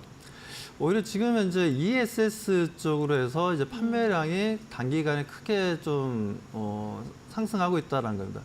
뭐 그런 부분들은 당연히 국내 기업들 같은 경우에는 특히 소재 쪽 회사들, 뭐 양극재가 되었든 음극재가 되었든, 아니면 뭐 그에 따른 뭐 분리막도 괜찮고, 그리고 전해질 관련 종목들, 뭐 이런 쪽이 좀 더 탄력적으로 움직이지 않겠냐라고 좀 바라봤던 부분들인데, 실제 오늘 아침까지만 하더라도 분위기는 괜찮았어요. 시초가도 좋았고, 전체적 수급도 좀 양호하게 들어오는 분위기였는데, 그 분위기가 대략적으로 한 10분, 20분 넘어가면서 개장한 지 뭐 그 정도 흐름을 보여주는데, 갑자기 또 일부 차익 매도 물량이 나오면서 전체적으로 좀 밀리는 흐름들이었습니다. 그래서 어떻게 보면 지금 이제 우리나라 시장이 지금 이제 뭐 실적이 좋게 나와도 좀 약세 흐름을 좀 보여주고 있고, 그리고 2차 전지 같은 경우에도 좀 약세 흐름을 좀 보여주고 있는 상황입니다. 뭐 그러다 보니까 좀 투자자들, 개인 투자자분들 입장에서도 투자 심리가 좀 안 좋을 수는 있어요. 안 좋을 수는 있는데, 뭐 이 부분들은 제가 봤을 때는 업황이 안 좋아진다든가, 아니면은 뭐 어떤 뭐 기술력에서 다른 해외 쪽 기업들에 비해서 기술력이 좀 낮다라든가, 뭐 그런 관점은 아니라고 좀 보여집니다. 뭐 그거보다는 제가 봤을 때는 정치적인 리스크가 좀 더 크다라고 좀 바라보고 있고요. 그리고 특히나 지금 현재 미국 같은 경우에는 대선이 지금 얼마 안 남은 상황이다 보니까 그 부분에서 데이 트레이딩 물량이 좀 많이 좀 늘어나고 있는 부분들이고, 뭐 여러 가지 그런 정치적인 이슈들 때문에 좋지 못한 흐름들이 계속 나와주고 있는 것 같습니다.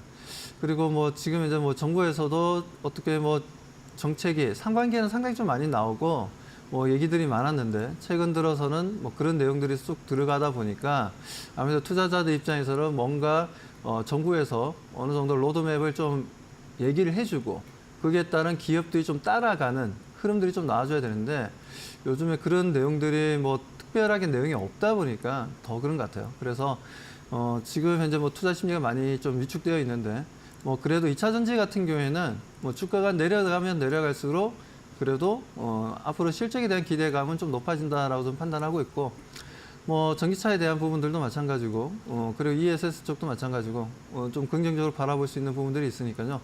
오늘 좀 주가가 조정받았다 해서 너무 실망하지 마시고, 다음 주 그리고 대선 끝나고 난 다음에 어떤 흐름을 보여줄지 한번 좀 기대를 해보자라고 말씀드립니다. 대표님이 제일 실망한 것 같은데. 네, 맞습니다. 좀 안타깝긴 해요. 2차 전지 관련주들 좀 시원하게 올라가주면 좋겠는데, 어떠한 이유 때문인지 계속해서 차익 실현 물량들은 나오고 있습니다. 다만 뭐 전체적인 업황이라든지 이런 거는 좀 걱정할 필요 없다라는 의견 듣고 왔고요. 이어서 박정식 파트너님께서는 2차 전지 고르신 이유 들어보겠습니다. 네, 일단 뭐 2차 전지를 골라보았는데, 저는 이제 종목은 또 다른 걸로 한번 골라보았는데, 오늘 네. 그 두 종목이 또 관련 종목입니다. 그래서 테슬라 관련 종목을 일단 골라보았고, 일단 테슬라 실적을 좀 보니까 상당히 좀 긍정적으로 발표가 났어요. 일단 뭐 주당 순이익이 0.72달러로 예상치 0.58달러로 확연하게 조금 상회를 했고, 영업이익도 27억 1,700만 달러로 3조 7,500억 원을 기록했는데, 전년 동기 무려 54%나 증가가 되었다고 합니다. 자, 그렇다라는 건 결과적으로 아직까지 이제 전기차의 수요가 계속적으로 좀 증가가 되고 있다는 것을 뜻하는 것으로 보여지고 있고요. 또 3분기 글로벌 차량 판매량이 46만 3천 대로 일단은 지금 전년 같은 기간 비교해서 6.4% 정도 증가가 되었습니다. 그래서 전기차 수요가 확연하게 있기 때문에 이 관련 자동차 부품주들 일단 한번 살펴볼 거고요. 그다음에 에너지 발전 저장 부분 매출이 전년 동기 대비 무려 52%나 증가가 되었다고 합니다. 그래서 이번에 이제 테슬라에서 밀고 있는 에너지 발전 저장 부분의 관련주도 이따가 한번 살펴보도록 하겠습니다. 네, 알겠습니다. 오늘 가지고 오신 또 기업들이 관련 기업이기 때문에 조금 이따가 살펴보도록 하겠고요. 그렇다면 오늘도 시장에서 주목할 만한 이슈들 어떤 것들 있을까요? 이어서 신민영 앵커가 전해드립니다. 네, 마켓 무버입니다. 어느덧 10만 원 선을 넘어가면서 사상 최고치 주가를 다시 쓴 KB금융의 주가로 시장의 시선이 쏠리고 있습니다. KB금융 이번 3분기 사상 최대치 역대급 실적을 발표했습니다. 3분기 기준으로 당기 순이익이 1조 6천억 원을 기록했는데 시장의 컨센서스를 뛰어넘은 데다가 3분기 기준으로 창사 이래 사상 최대 실적을 냈습니다. 올해 누적으로도 4조 4천억 원에 육박하는 순이익 기록을 하면서 역대 최대 규모를 다시 썼습니다. KB금융 이번에 아무래도 순이자 마진은 급락할 수밖에 없었습니다. 13베이시스 포인트 급락했는데요. 시장금리 하락에 영향을 받았습니다. 이로 인해서 순이자 이익이 전분기 대비 1.3% 감소한 것으로 확인이 됐습니다. 반면에 수수료와 기타 비이자 이익은 양호하게 나타났고요. 또 은행과 비은행의 균형적인 성장도 실적을 견인한 요인으로 보입니다. KB금융은행뿐만 아니라 KB증권, KB손해보험, 그리고 KB자산운용까지 양호한 순이익 증가세를 보여줬습니다. 이로 인해 대규모 일회성 이슈가 부재한 가운데 경상이익의 체력을 시연한 분기 실적을 보여줬다라는 증권사의 코멘트가 나오기도 했습니다. 여기에 더해서 또 밸류업 정책도 함께 내놨는데 이 역시 역대급이었다라는 평가를 가져가고 있습니다. 타행들과 차별화된 밸류업 공시를 내놓으면서 시장의 이목이 집중됐는데요. 일단 이 골자는 지속 가능성과 예측 가능성을 강화했다는 겁니다. 자본 비율과 연계해서 앞으로 어떻게 실적에 따라서 주주 환원이 나오게 될지를 예측하게 있을 것으로 보입니다. 보통주 자본 비율, CET1 비율과 연계한 주주 환원이 나타나는데 내년부터 시행이 됩니다. 그래서 1차로는 올해 말에 CET1 비율이 13%를 초과하는 잉여 자본을 주주에게 환원할 계획이라고 밝혔고요. 2차적으로는 또 내년 연중에 CET1 비율이 13.5%를 초과하는 자본에 대해서 추가 주주 환원에 또 활용하겠다라는 계획입니다. 여기에 더해서 자사주와 매입 수각도 연평균 1,000만 주 이상의 수준으로 추진한다라는 계획이고요. 주당 가치 성장으로 주주 환원의 프레임을 전환한다라고 예고했습니다. 이에 따라서 ROE를 10%까지 이상으로 끌어올리는 것을 목표로 하면서 연평균 EPS 주당 이익률 성장률도 10% 수준으로 유지하겠다라는 계획입니다. 이렇게 밸류업 공시까지 내놓으면서 이제 시장의 관심은 연말에 재편입될 밸류업 리밸런싱에 KB금융이 포함될지 그 여부입니다. 지난번에 포함이 되지 못했던 밸류업 모범생이기 때문에 이번에는 리밸런싱에 포함될 수 있을지 그 여부에 함께 주식해 보시면 좋겠습니다. 지금까지 마켓무버 함께 하셨습니다. 네, 이어서 오늘 시장의 뜨거운 기업들 만나보도록 하겠습니다. 먼저 첫 번째 기업으로는 박수범 대표님의 영원한 사랑 SK하이닉스 가지고 오셨어요. 오늘 이건 진짜 SK하이닉스는 많은 분들이 궁금해 계실 것 같아요. 오늘 삼성전자가 또다시 신저가 경신한 상황이고 이런 상황 속에서 SK하이닉스 쪽으로 조금 더 좀 기대감은 더 나올 수 있을 것 같은데 어떻게 보십니까? 네, 오늘 같은 날은 솔직히 말씀드려서 SK하이닉스는 5% 이상 올라가줘야 돼요. 맞아요. 그 정도의 움직임을 가져갈 만한 지금 모멘텀이 너무 많기 때문에 3분기 실적도 좋게 나왔죠. 4분기 실적에 대한 기대감도 상당히 높습니다. 그런데도 불구하고 이렇게까지 움직임을 보여주지 못한다는 부분들은 좀 아쉽습니다. 물론 지금 현재 기관과 외국인들은 매수를 하고 있어요. 매수를 하고 있는데 아무튼 지금 SK하이닉스 지금 증권사들 5군데 정도에서 목표가를 상향 조정했습니다. 적게는 24만 원, 많게는 28만 원까지 목표가를 좀 상승했는데 그 정도로 지금 증권사들 입장에서도 SK하이닉스에 대해서는 상당히 좀 긍정적으로 바라보고 있다는 거죠. 그에 대한 실적에 대한 기대감도 높다 보니까 SK하이닉스 아무튼 어제 같은 경우도 주제가 좀 SK하이닉스에 대한 내용이다 보니까 어제 많은 말씀을 좀 드렸는데 어제와 조금 다르게 좀 말씀을 좀 드리자면 아무래도 지금 현재 그렇습니다. 지금 SK하이닉스와 삼성전자를 우리가 놔두고 보면 삼성전자가 지금 현재 주가가 내려가는 거는 충분히 이해할 수 있는 부분들이 있죠. 있는데 SK하이닉스 같은 경우에는 오히려 상승할 만한 모멘텀이 상당히 좀 많은데도 불구하고 약세 생각보다 상승 탄력이 그렇게 강하지 않다라는 건 그만큼 지금 현재 문제가 있다는 건데 SK 하이닉스 자체의 문제점이라기보다는 전체적 매크로 흐름의 문제점이라 봅니다. 그 매크로 흐름의 문제점이라는 게 글로벌 매크로 흐름이 아니라 국내 매크로 흐름인 것 같아요. 그렇기 때문에 국내 시장이 지금 현재 전체적으로 약세 흐름이 좀 강합니다. 그만큼 투자 심리가 약화되어 있는 상황이고 그리고 데이 트레이딩 물량이 계속해서 증가하고 있는 추세다 보니까 데이 트레이딩 물량이 증가한다는 건 무슨 말입니까? 오버나잇을 안 하겠다는 거죠. 오늘 사서 오늘 팔겠다는 거예요. 그런 물량이 너무 많다 보니까 좀 뭔가 좀 퍼포먼스를 보여주고 올라가려고 하면 매도 물량이 나오고 매도 물량이 나오다 보니까 이제 쭉 밀리고 그렇게 했다가 다시 또 좀 밀린다 싶으면 다시 매수 물량이 들어오고 아무튼 뭐 SK 하이닉스 우리나라 시장에서 가장 많은 뭐라 해야 되나 수급을 들었다 놨다 하는 쪽이 보면 이제 개인 투자자분들의 실질적으로 외국인이라든가 기관 쪽보다 거의 그쪽은 뭐 대략 한 30% 정도로 보시면 되고 개인 투자자분들이 실질적으로 70% 정도의 비중을 차지하고 있다 보면 됩니다. 근데 이렇게 지금 SK 하이닉스가 오르지 못하는 이유는 외국인과 오늘도 보면 외국인과 기관들은 매수를 하고 있는데도 불구하고 보이지 못한다는 건 그만큼 반등을 줬을 때 개인 투자자분들이 매도세가 너무나 강하다는 겁니다. 매도가 강하다라는 건 그만큼 투자 심리가 좋지 못하다는 부분들이고 이 부분들이 좀 극복되기 위해서는 제가 봤을 때는 그래도 미국의 대선이 좀 끝나고 나면 그리고 금투세에 대한 얘기도 어느 정도 좀 마무리가 되어야지 좀 더 개인 투자자분들이 오버나잇을 하고 좀 더 적극적인 매수를 하지 않겠냐라고 보여집니다. 그렇기 때문에 지금 개인 투자자분들의 심리가 불안한 부분들에 있어서 SK 하이닉스가 지금 제대로 된 퍼포먼스를 보여주지 못하고 있는데 뭐 이런 부분들은 또 조만간 1, 2주 안에 또 시장의 변화가 예상되기 때문에 너무 실망하지 마시고 조금만 더 우리가 SK 하이닉스 들고 계신 분들은 계속해서 저는 홀딩 관점으로 말씀드리고요. 없으신 분들은 조정받을 때마다 계속해서 매수 관점으로 말씀드립니다. 어차피 실적이 받쳐주면요. 아무리 시장 매크로가 안 좋고 투자 심리가 약화되었다 하더라도 결국에는 다시 올라가게 되어 있습니다. 그렇기 때문에 걱정하지 마시고 보유 관점으로 대응하시기 바라겠습니다. SK 하이닉스 같은 기업이 사실 좀 제일 어렵지 않나 싶습니다.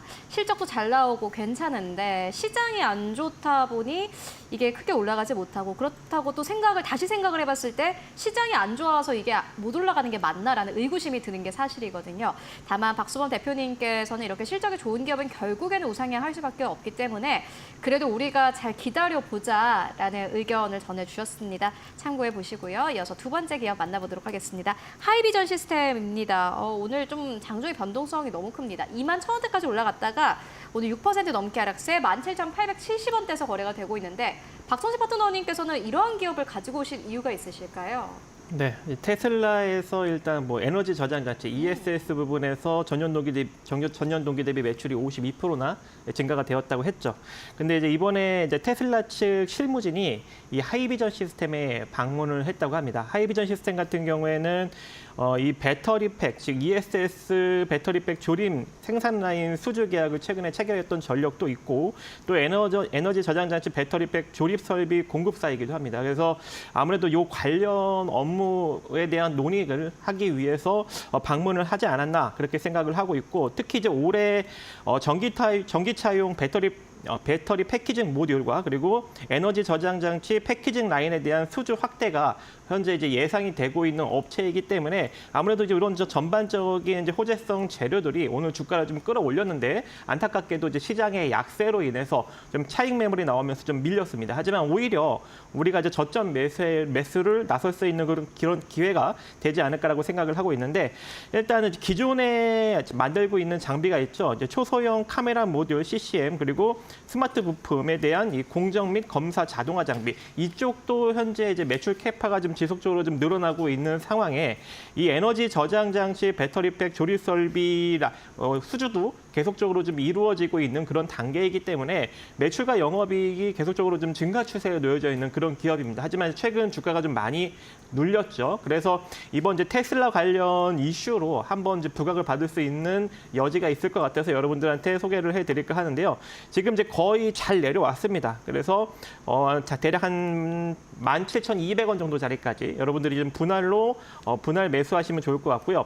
여기서 다시 한번 이제 상승력이 나타난다면 한 23,400원, 500원 요 정도 자리까지 한번 단기적으로 노려보신다면 좋은 결과를 만들어갈 수 있을 것으로 생각을 합니다. 네, 알겠습니다. 하이비전 시스템 만나보고 왔습니다. 장중에 변동성은 커지고 있지만은 앞으로 테슬라 관련해서 실질적인 수익이 날 것이다라는 전망 듣고 왔고요. 이어서 다음 기업 만나보도록 하겠습니다. 이번 기업은 LNF입니다. LNF도 역시나 마찬가지로 오늘 시장에서도 2% 가깝게 상승 탄력을 받아가고 있는 상황이고 어제도 역시나 마찬가지로 상승 탄력을 좀 강하게 가지고 가기도 했습니다. 이 거래일 전에는 4.7%, 어제는 1.5% 넘게 상승 탄력 받았습니다. 테슬라의 효과를 그대로 받아가는 기업이기도 한데 어떻게 보십니까?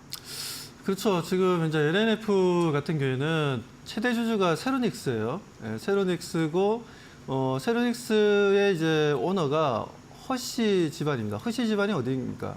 SG 그룹이죠. 그렇기 때문에 하나의 또 보험 GS 그룹에 속하는 회사다라고 좀 보시면 될 것 같습니다.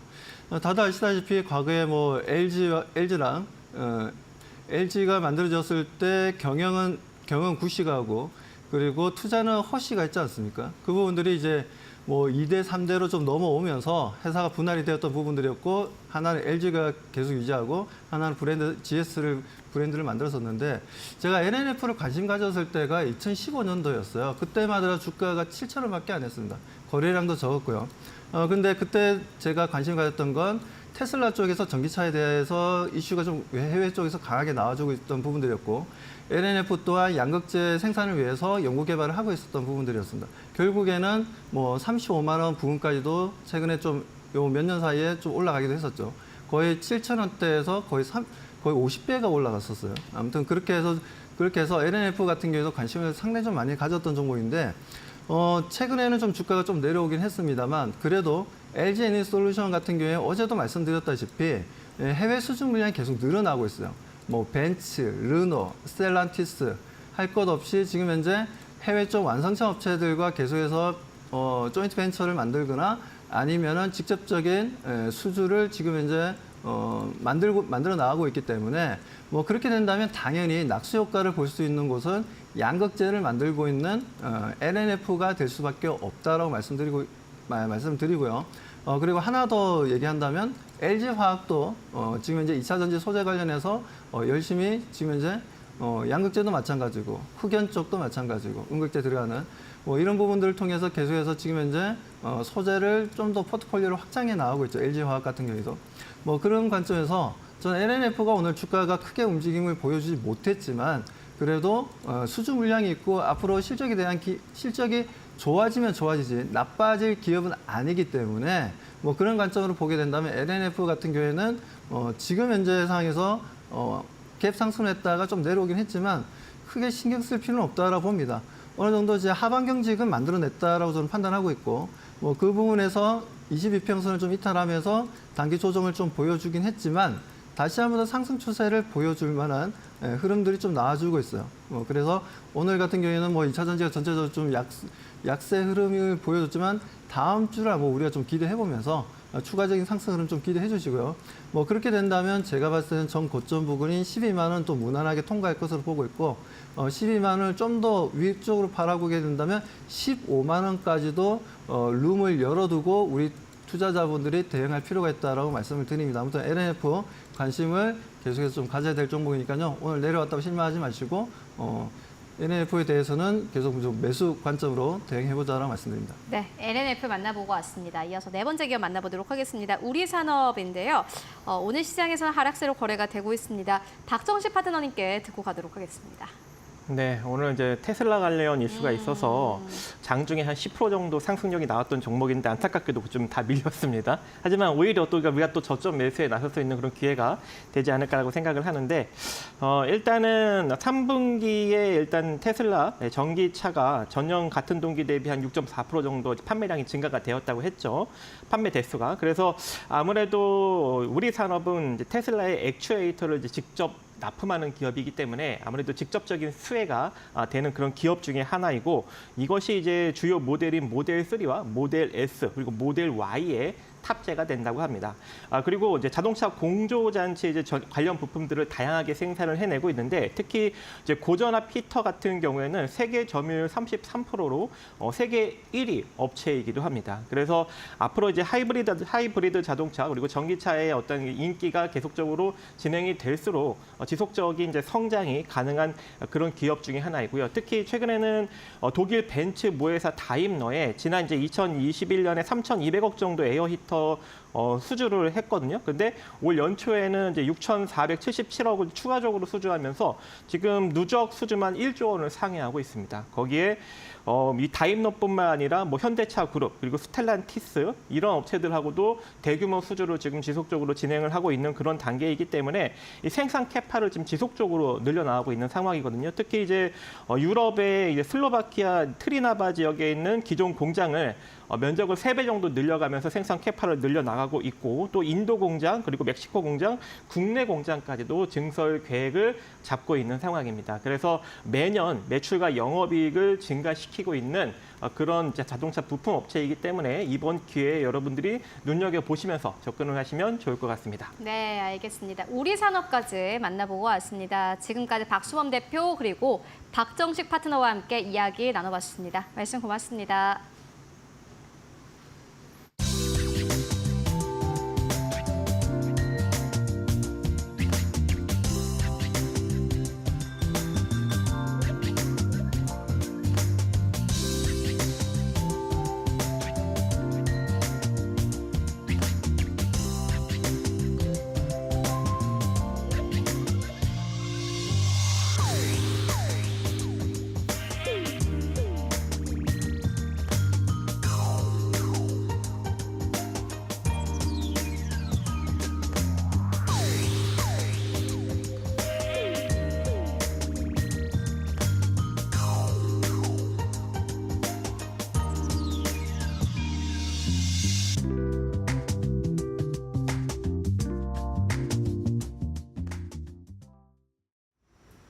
네, 마감 전략 세워보고 가도록 하겠습니다. 오늘은 이데일리온의 이시후 파트너 모시고 이야기 나눠보도록 하겠습니다. 안녕하십니까? 예, 반갑습니다. 이시우입니다. 네, 오늘 시장 마감 상황 어떻게 보고 계십니까? 네, 오늘 장 초반에는 한미헬스사이언스나 네이처셀 등 제약바이오주 위주로 좀 수급이 들어가는 모습을 보였지만 오후 들어서 북한군 러시아 파병 이슈가 부각되면서 방산주와 운송 관련주 쪽으로 수급이 조금은 옮겨가는 모습으로 진행이 됐습니다. 그리고 11월 5일 미국 대선과 지정학적 리스크 장기화 우려로 인해서 올해 말까지는 시장의 변동성이 좀 크게 나올 수가 있기 때문에 특별히 주의가 필요한 상황이고요. 또한 오전장에도 말씀을 제가 드렸지만 현재 위치에서 추가적인 조정이 나온다라고 하면은 시장 추가 급락이 한 번 더 나올 수가 있는 상황이기 때문에 방향을 어디로 잡는지가 매우 중요하다라고 말씀을 드리겠습니다. 다음 주 주목해봐야 될 테마로는 여전히 긴 조정 이후에 최근 상승이 나오고 있는 제약바이오주 역시나 이제 매수 관점으로 보시는 거 유효할 것으로 보이고요. 단기적 관점으로는 방산주가 아닐까 생각을 하고 있습니다. 시장 상황 안 좋은 상황 속에서도 다음 주 볼만한 이슈로는 제약 바이오 그리고 방산 쪽이다라는 의견 듣고 왔는데요. 그 가운데서 보시는 기업 있으실까요? 네, 아무래도 이제 말씀드렸듯이 방산주가 단기적으로는 충분히 지정학적 리스크 계속적으로 부각될 것으로 보이기 때문에 이 중에서도 이제 한국항공우주 말씀드리겠고요. 한국항공우주 같은 경우는 국내 대표적인 방산 기업이고 매년 가파르게 매출이 상승 추세에 있는데요. 그에 비해서 뭐 다른 LIG 넥슨이라든가 방산주에 비해서는 아직도 저평가 중인 종목이다라고 말씀을 드리겠습니다. 현재 주가가 5만 원에서 6만 원 사이로 박스권으로 움직임이 나오고 있는데 6만 원 돌파 시에는 추가적으로 급등이 나올 것으로 보고 있는 종목이고요. 박스권 상단 돌파 후에 1차 목표가 한 67,000원 정도 보시고서 진행하시는 것도 나쁘지 않을 것으로 보고 있습니다. 이상으로 이데일리 이슈였습니다. 네, 한국 항공우주에 대한 투자 의견 듣고 왔습니다. 다른 방산주 대비해서 크게 올라가지 못했다라는 점, 앞으로 67,000원대까지 보자라는 의견으로 정리해보고 가도록 하겠습니다. 말씀 고맙습니다. 네, 금요일 국내 증시 장마감 동시호가 구간에 들어와 있습니다. 오늘도 마감의 기술 함께 하실 시간입니다. 이데일리온 곽유정 파트너와 함께 하겠습니다. 어서 오세요. 네, 안녕하세요. 오늘 시장이 갈수록 뒤에 뒷심이 좀 많이 약하네요. 시장 어떻게 네. 보셨을까요? 오늘 시장도 여전히 지금 혼조세가 나오는 증시여서 참 안타깝습니다. 이번 주 주간 그러게요. 내내 제가 좀 이런 부분들을 좀 우려를 했었고 계속해서 개별적인 그런 종목 내지는 테마 순환매가 나오지 않을까라고 말씀을 드렸었는데 오늘 네. 같은 경우에는 사실 진짜 매매하기도 힘든 시장인 게 그 경영권 분쟁 관련 종목들에만 수급이 쏠리는 모습이었거든요. 사실 약해서 그런 거죠. 그렇죠. 사실 이런 종목들이 이제 부각이 되는 건 그들만의 사실 리그이기 때문에 네. 일반적인 투자자들이 단타 매매 들어가기에도 쉽지 않은 그런 종목군들이에요. 네. 그렇기 때문에 그만큼 시장 상황이 오늘장은 특히 좀 녹록지 않은 그런 모습이지 않았나라는 생각이 들고요. 오늘 이제 코스닥 시장에서는 마이너스 1%대 정도 하락세가 나오면서 최근에 코스피 시장보다도 더 수급이 부진한, 지지부진한 모습을 보여주고 있습니다. 그래서 양 지수 간에도 특히 이달 들어서 엇갈리는 움직임이 나온다라고 볼 수 있을 것 같고요. 네. 기술적인 움직임을 보면 더 그런 모습들을 우리 시청자분들이 체감을 하실 수 있을 것 같습니다. 자, 코스피 차트 한번 잠깐 보도록 할 텐데요. 코스피 차트 보시면은 지금 시점에서 코스피 차트는 그나마 지금 수렴 형태로 가고 있긴 합니다. 그리고 오늘 같은 장에서 또 밸류업 관련된 종목들, 특히 뭐 KB 금융 같은 경우는 오늘 호실적도 나오면서 상승세가 나오긴 했었는데 그런 이제 이슈 때문인지 오늘 금융 관련 종목들이 그나마 코스피를 지탱해줘서인지 모르겠지만 일단 어쨌든 지금 코스피 시장은 수렴 구간으로는 가고 있어요. 그래서 코스피 시장은 그래도 양호한 편이긴 한데 다만 이제 코스닥 시장을 봤을 때는 어떻죠? 코스닥 시장은 지금 이제 밥그릇을 지금 2개 정도 엎어놓은 그런 지금 모습의 패턴을 지금 보여주고 있는데 특히나 지난주 이제 기점으로 해서 여기서 이제 데드크로스가 한번 단기적으로 나와줬어요. 그래서 데드크로스가 나와주면서 그대로 지금 계속 좀 무너지는 모습이 나와주고 있거든요. 그러니까 개별 종목들도 분위기가 지금 안 좋을 수밖에 없고 거기다가 사실 코스닥의 주도주라고 볼 수 있는 제약지수까지 지금 또 최근에 조정이 좀 강하게 나와주면서 이런 이제 모습들이 더더욱 이제 디커플링 되는 그런 모습들로 비춰지는 것 같다라고 좀 보여지고요. 사실 이제 코스닥 시장은 제가 이번 연도 내내 사실 약세 움직임이 나왔기 때문에 코스닥에 수급이 들어오려면 금투세 폐지가 나와줘야지만 좀 증시 수급이 다시 좀 들어오게 될 가능성이 높다. 계속 좀 말씀을 지속적으로 드리고 있는데 여전히 지금 불확실성이 있는 상황이고 네. 지금 아직도 결단이 나지 못했고 그리고 이 이슈가 11월 달까지 계속 연달아서 이어질 가능성이 높다 보니까 불확실성이 커질 수밖에 없어서 코스닥이 전반적으로 좀 더 강하게 무너지는 그런 모습들이 나와줍니다. 이럴 때일수록 더 개인들의 곡소리가 더 울려 퍼질 가능성이 높기 때문에 예. 정부에서는 좀 이런 이야기들을 좀 잘 들어줬으면 좋겠다라는 제 생각이 지금 드는 바이고요. 네. 그리고 오늘 시장 전체적으로 이제 시가총액 상위 이제 종목들 잠깐 한번 볼게요. 잠깐 한번 보면은 오늘 전반적으로 이제 봤을 때 삼성바이오로직스만 오늘 좀 살아남았습니다. 제약 지수 중에서는요. 2%대 정도 움직임 나와줬고 코스닥에서 봤을 때는 알테오젠 오늘 하락세죠. 리가켄바이오도 역시나 오늘 마이너스 4%. 근데 물론 리가켄바이오나 이런 종목들은 최근에 신고가 움직임이 나왔기 때문에 그 안에서 그냥 계속 제자리 걸음하면서 상승 하락 이런 이제 계속 그 반복 운동을 하고 있는 중이거든요. 그런데 지금 보시다시피 오늘은 보로노이와 같은 또 신약 개발 물질 후보 기업 역시도 8% 정도 오늘 하락세가 나왔습니다. 근데 보로노이는 오늘 차익 실현이 좀 나와준 걸로 보여지긴 하거든요. 보시다시피 보로노이도 올 지금 하반기 내내 상승세가 나왔다가 오늘 제약지수 빠질 때 급격하게 같이 좀 밀리는 그런 이제 모습이 나와줬고요. 보시다시피 또 펩트론도 오늘 마이너스 3%대, ABL 바이오도 마이너스 3% 나오면서 코스닥에는 전반적인 오늘 제약지수들 자체가 좀 수급이 빠져나가면서 투심 자체가 좀 더 많이 위축될 수밖에 없었던 그런 증시가 펼쳐지지 않았나라고 보여지고 사실 이렇게 좀 난이도가 있는 장세에서는 우리 시청자분들이 단타 매매를 하실 때 좀 주의하시는 게 중요합니다. 그래서 오늘 같은 장은 사실 관망을 했어야 되는 장이 아닌가라고 이제 보여지고요. 예. 다음 주까지도 이런 움직임이 좀 더 나와줄 것으로 전망이 되고 있는데 다음 주 전략은 제가 잠시 후에 또 추가적으로 브리핑 같이 도와드리도록 하겠습니다. 네, 금요일장 마감 1분가량 남겨두고 있습니다. 지수 상황 좀 함께 보도록 할까요? 코스피 지수가 장 막판으로 가면서 낙폭을 많이 줄였고요. 앞서서 잠깐 하락 전환하기도 했습니다. 현재 또 강보합권으로 올라오면서 마감 준비하고 있습니다. 전일 대비 0.2%가량 오르면서 2,586.27포인트에서 마감할 것으로 보입니다. 장중에 오전에 2,611포인트까지 올라갔었는데 결국 마감은 좀 2,600선 아래에서 훨씬 아래에서 할 것으로 보이네요. 코스닥 역시 1% 넘게 빠지면서 현재 구간에서 727.21포인트에서 마감 준비하고 있고요. 코스피 수급을 보시면 외국인들의 매도 물량이 오늘도 출회가 되고 있습니다. 3,920억 원의 매도 우위, 개인은 3,000억 원가량의 매수 우위 보이고 있습니다. 코스닥에서는 외국인의 소폭의 매수세 그래도 확인이 되고 있네요. 우리 시장 마감해 보도록 하겠습니다.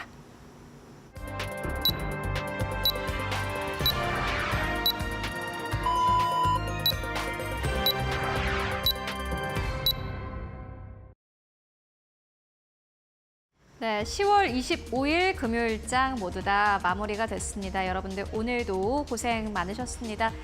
최근 시장이 참 쉽지가 않습니다. 시장 대응하기가 어려운데 이슈도 워낙 많고요. 긍정적인 이슈가 시장에서 더 이상 긍정적인 모멘텀으로 작용하지 못하고 있습니다. 테마성 이슈가 시장에서 아주 강하게 나오고 있는 상황인데요. 이에 따라서 오늘 관련 종목들, 테마성 이슈로 움직인 업종과 종목들이 꽤 많았습니다. 그렇다면 오늘 시장 어떻게 이 분위기 연출이 됐을까요? 마켓 스피드를 통해서 먼저 알아보고 가도록 하겠습니다. 네, 오늘도 단기 테마로 봤을 때는 경영권 분쟁 쪽에 4%의 상승세를 나타냈습니다. 오늘도 고려, 아연, 영풍 주가가 워낙 또 크게 움직였다 보니 업종 자체가 상승 탄력을 받았고요. 출판 쪽이 1.5% 넘게 상승 탄력 받았습니다. 장기 테마로 가볼까요? 양자, 아무 쪽이 1.7%, 페인트 쪽이 1.2% 넘게 상승 탄력 받았고 실적 테마로 보면은 반도체 설계 쪽이 2.7%, 그리고 AIG 쪽이 2.3%, 피부 미용 쪽도 1.1% 넘게 상승했습니다. 상승률 상위 기업들 함께 만나보시면 투비소프트 오늘 상한가, YJ링크 상한가, 예림당 두 자릿수 이상의 급등세, 에이직랜드 오늘 반도체 가운데서는 가장 좀 강하게 움직였지 않나 하는 생각 들고요. HVM 11.6%, 피플바이오 13.5%, 태성도 16% 넘게 상승 탄력을 받았습니다. 반도체 안에서도 그래도 오늘 시장에서 강력하게 상승 탄력을 받았던 기업들이 꽤 많은 것이 특징이라고 할 수 있겠습니다. 그렇다면 지수는 어느 정도에서 마감을 했을까요? 마감 지수 상황 함께 만나보시죠. 네, 오늘 코스피는 0.09%의 강보합에서 거래 마감을 했습니다. 2,583선, 오늘도 2,600선 아래에서 거래 마감을 했고요. 코스닥은 1% 가깝게 하락세 727선에서 거래를 마감을 했습니다. 코스닥은 좀 크게 빠졌고 코스피는 지수 방어했다 수준인 것 같습니다. 그렇다면 코스피 1위권부터 5위권까지는 어떨까요? 함께 만나보시죠. 네, 오늘 삼성전자가 1% 넘게 내렸습니다. 오늘 다시 한번 삼성전자가 52주 신저가를 경신했는데요. 연이어서 삼성전자 외국인들이 팔고 나가는 모습 보여주고 있습니다. 이 수급이 약해지면서 주가도 현재 구간에서 좀 흐름이 안 좋아지고 있는 상황이고요. 최근 일주일간 거의 8% 가깝게 내렸습니다. SK하이닉스 1.4% 이상 반등세 20만 원대 넘어서면서 종가 형성했고요. LG엔솔 강보합권, 그래도 삼성바이오로직스가 오늘 시장에서 2% 가깝게 상승하면서 106만 1,000원대에서 거래 마감을 했습니다. 그래도 제약바이오 안쪽으로는 계속해서 매수 들어오고 있는 상황이고 시세도 나쁘지 않습니다. 6위권부터 10위권까지를 함께 만나보시죠. 네, 6위권부터 10위권까지 셀트리온, 강보합권, KB금융 오늘 시장의 대장주가 아니었나 싶습니다. 금융주가 최근 들어서 긍정적인 실적을 발표한 것은 물론이고 사실 이렇게 시장에서 움직였던 것은 결국엔 주주 환원 정책 때문이었습니다. 현재 많은 글로벌 IB들이 하고 있는 이러한 주주 환원 정책 우리도 따라가겠다라고 밝혔고요. 이에 따라서 KB금융 오늘 시장에서 강력한 매수세 들어왔습니다. 8% 넘게 상승하면서 10만 원대 넘어서면서 거래 마감했고요. 기아가 2% 가깝게 상승세 92,700원대에서 거래 마감했습니다. 기아는 오늘도 실적을 발표를 했습니다. 계속해서 컨센은 낮아졌는데 그래도 거의 부합하는 실적을 냈고 3분기 기준으로 했을 때 역대 최대 실적을 기록을 했습니다. 이에 따라서 최근 주가가 좀 과도했다라는 평가 나온 것 같고요. 오늘 2% 가깝게 상승세, 신한지주가 3% 넘게 상승하면서 58,000원대에서 거래 마감했습니다. 그리고 오늘 많은 금융주들이 실적을 발표한 가운데 계속해서 기대감 높아지고 있습니다. 이어서 코스닥 1위권부터 5위권까지를 함께 만나보시죠. 네, 오늘 코스닥 1위권부터 5위권까지 알테오젠이 2% 넘게 조정받았습니다. 37만 4천원대에서 종가 형성했고요. 오늘 에코프로 비행과 에코프로 나란히 강보합 수준에서 거래 마감을 했습니다. 그래도 간밤에 테슬라가 좀 크게 올라줬고 오늘 우리 시장에 관련 기업들 사실 코스닥 자체가 지수가 1% 가깝게 빠졌는데 그래도 양극재 기업들은 대체적으로 시세를 좀 지켜내는 모습 보여줬고요. HLB 약보합권, 리그캔바이오가 좀 크게 빠졌습니다. 어제 크게 오른 만큼 또 빠졌습니다. 4% 가깝게 조정세 나왔습니다. 6위권부터 10위권까지를 함께 만나보시죠. 엔캠도 0.6%의 상승세, 클래시스 다시 한번 반발 매수세가 강력하게 들어왔습니다. 3.9% 넘게 상승하면서 5만 3천원대에서 종가 형성했고요. 휴젤이 강보합권 3천당 제약이 1% 이상 상승하면서 12만 5,900원대에서 거래 마감했습니다. 리노공업은 약보합에서 거래 마감했는데요. 코스닥 지수는 전체적으로 부진했습니다만은 그래도 시가총액 상위 기업들의 주가 흐름은 나쁘지 않은 것을 확인할 수 있습니다. 네, 지금까지 마감 상황 함께 살펴보고 왔습니다. 네, 이번 주 국내 증시 거래가 모두 종료됐습니다. 코스피 보합권 수준에서 마감을 했습니다. 삼성전자 외국인이 오늘도 순매도세 이어가면서 33거래일 연속 순매도세 나타냈고요. 55,900원에서 종가를 형성했습니다. 코스닥의 경우 1% 가까이 밀렸는데 그동안 코스닥 지수를 지탱해 주었던 바이오주가 쉬어가면서 오늘의 약세에 조금 더 두드러지지 않았나 싶은데요. 다음 주 전략 함께 세워보도록 하겠습니다. 다음 주는 어떤 이슈들 기다리고 있을까요? 일단 우리 국내에 있어서도 주요 기업들이 지금 실적 발표 시즌에 본격적으로 지금 들어서 있는 그런 상황이거든요. 그렇기 때문에 오늘도 뭐 마찬가지지만 KB금융도 오늘 실적으로 움직임이 나왔잖아요. 그래서 실적과 관련된 종목들이 움직임이 나오지 않을까라고 보여지고 전반적인 변동성은 좀 지속되지 않을까, 좀 우울한 전망이긴 한데 변동성은 좀 지속되지 않을까라고 거의 안 보여집니다. 좋더라고요, 요즘에는. 근데 그것도 그도 그런 게 지금 이제 미대선이 남아 있는 상황이잖아요. 불확실성. 점점 불확실성이 지금 더해지고 있는 실정이라고 보시면 좋을 것 같은데요. 그러니까 토론 때 이제 기점으로 해서 어느 정도 불확실성이 또 해소가 됐었던 부분이 압도적으로 이제 해리스 부통령이 잘했기 때문에 해리스 부통령이 당선되지 않을까 하면서 또 해리스 트레이드 관련 종목들이 또 움직임이 나왔었어요. 근데 최근에 그 이코노미스트 쪽에서 그 트럼프 전 대통령이 당선 이제 가능성 확률이 높아졌다. 이런 이제 결과치가 또 도출이 되면서 그게 또 뒤집어지게 된 거잖아요. 그러니까 거기서 지금 발생하는 불확실성이 국내 증시까지도 그 여파가 이제 가는 것으로 보여지고요. 그리고 앞서 말씀드렸듯이 그 금투세 폐지 관련된 문제들도 분명히 있을 거고. 그리고 이제 IMF 쪽에서 이런 이야기를 했거든요. 미국 대선 후에 미중 무역 갈등이 심화되면은 한국 경제에 큰 영향을 미칠 수 있다. 이런 이야기도 했습니다. 그러니까 최근에 이렇게 또 트럼프 전 대통령의 그 당선 그 확률이 높아지게 되면서 물론 혹자는 이런 이야기를 합니다. 트럼프 전 대통령이 이제 과거에 당선했을 당시에 증시 올랐었다. 물론 그 증시 환경도 우리가 다각적으로 사실 봐야 되는 부분이긴 하거든요. 그럼에도 이제 불구하고 사실 미중 갈등에 있어서 불확실성이 가장 컸었던 해가 언제였냐라고 꼽아본다면 저는 이제 18년도와 19년도라고 단연 꼽아볼 수 있을 것 같거든요. 그리고 이제 연이어서 그 19년도 말쯤에 그 코로나 팬데믹이 터지게 된 겁니다. 그러니까 기존에 그런 하락장을 경험을 한, 그러니까 무역 갈등으로 인한 하락장을 경험을 한 그런 주식 투자자들 입장에서는 사실 이런 불확실성이 좋지는 않아요. 그래서 미증시가 뭐 지금은 이렇게 올라가더라도 또다시 이렇게 미중 갈등이 빚어지면 미국 증시도 지금 올라간 만큼 또 되돌림이 나와줄 수도 있는 거고 네. 우리 국내 증시는 올라가 보지도 못한 채 진짜 이 고래 싸움에 새우등이 또 터지는 그런 모습들이 나와줄 수도 있다는 불안감까지 같이 함께 부각이 되고 있는 거거든요. 예. 그렇기 때문에 변동성이 당분간은 미 대선 전까지는 계속 지속이 될 가능성이 높아 보인다라는 관점으로 조금은 부정적일 수 있는, 그러니까 결국엔 시간 문제이긴 한데요. 시간이 조금 소요될 수 있는 장세가 앞으로 향후 한 2주 정도 좀 우리가 대기를 하면서 봐야 되지 않나라고 보고는 있습니다. 그래서 우리 시청자분들이 지금 장대응 좀 많이 힘드실 것 같은데 만약에 뭐 물타기를 고려한다 하시는 분들은 미대선 이후를 좀 기점으로 해서 증시 방향성이 좀 잡히면 그때 진행해 주시는 게 좋지 않을까라고 보여지고요. 일단 코스닥 시장 같은 경우에는 완전히 코스피 시장과 지금 디커플링이 지금 되면서 지수 흐름이 만들어져 있는 상황이기 때문에 역시나 추세가 다시 상방으로 전환되는지를 보면서 접근을 해나가시는 게 유효하지 않을까라고 저는 보고 있습니다.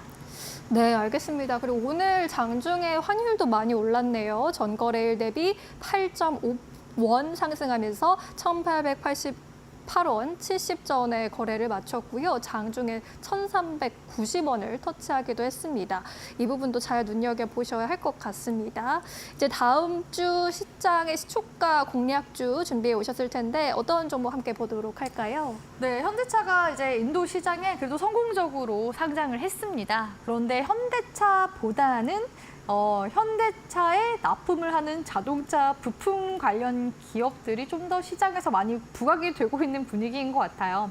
제가 그 인도 현대차 IPO 관련 이슈 나올 때마다 현대모비스 계속 가지고 왔었고 오늘도 현대모비스가 급등세가 나왔었거든요. 그런데 제가 이제 또 후발로 들었었던 종목 중에서 HL만도가 있는데 HL만도도 움직임이 지금 좋은 편입니다. 그래서 현재 시점에서도 우리 시청자분들이 좀 주목해 볼 만한 그런 종목이라고 보고 있어서 HL만도를 가지고 왔고요. HL만도가 오늘 또 상승세가 나온 이유라고 한다면 오늘 장 초반에 반짝 자율주행 관련 종목들이 오늘 살짝 소폭의 갭으로 한번 뜨면서 시작을 했었거든요. 네. 대표적으로 뭐 라닉스나 라이콤, 퓨런티어 이런 이제 종목들이 소폭의 상승세가 나오면서 시작했는데 HL만도도 그 자율주행 관련 이슈가 있는 종목입니다. 대표적으로 운전자의 개입 없이 자동으로 차량을 주차 및 출차시키는 무인 자동화 시스템인 발렛파킷 주차 로봇 파키, 파키를 들어볼 수 있을 것 같은데요. 이 파키는 지금 현재 인천국제공항에서 다양한 실증과 시나리오 검증을 하고 있는 단계다라고 볼 수 있을 것 같고요. 작년 이제 12월 달에 이렇게 파키를 공개하면서 관련 시장에 진출을 하게 되었는데 기존에 2015년도에 프랑스에서 설립된 실외 로봇 주차 디지털 기반 로봇 관제 솔루션 전문 기업인 스탠리 로보틱스도 인수를 했습니다. 그래서 이렇게 또 자율주행 관련해서도 이슈가 있는 기업이기 때문에 같이 좀 보시면 좋을 것 같다라고 말씀드릴 수 있을 것 같고요. 제가 현대차 인도 법인 그 IPO 관련해서는 HL만도도 이제 관련성이 높은 기업이라서 계속해서 브리핑을 도와드렸었거든요. HL만도 같은 경우는 26년 전쯤에 인도 시장에 정착을 한 기업이라고 볼 수가 있습니다. 이미 이제 기존부터 현대차와 끈끈한 또 관계를 맺고 있기 때문에 현대차가 이제 진출할 때 같이 함께 인도 시장에 진출한 것으로 보여지고요. 사실 현대차에 대한 매출 의존도가 굉장히 높았었던 기업이었는데 최근에는 고객사를 계속 다양화하고 지역 역시도 다변화시키면서 현대차에 대한 매출 비중이 지금 매년 점차적으로 계속 낮아지고 있는 중입니다. 인도 법인 비중 자체는 아직까지는 10%에 불과하긴 한데요. 그래도 매출액 순이익률만 따졌을 때는 인도 법인이 지금 순이익률이 가장 높게 나오고 있습니다. 그리고 이제 HL만도 같은 경우는 아무래도 업력 자체가 26년 정도 인도 시장에 개척을 해나갔기 때문에 인도 시장에서 수주 경험도 많고요. 다른 주요 국가 대비해서 경쟁사가 많지 않습니다. 그리고 차량의 뼈대라고 할 수 있는 샤시 시장에서는 시장 점유율을 지금 90% 정도 가져가고 있기도 하고요. 아무래도 자동차 부품 기업이다 보니까 다른 타 글로벌 완성차 기업들과 같이 함께 협업을 하거나 수주를 한 그런 이제 이력들까지도 풍부하다고 볼 수가 있습니다. 그래서 HL 지금 만도의 인도 매출액 같은 경우에는 지금 연평균 16%대씩 계속 성장하고 있기 때문에 2027년도에는 40%대까지 상승하지 않을까라고서 긍정적으로 이제 보여진다라고 이제 볼 수 있을 것 같고요.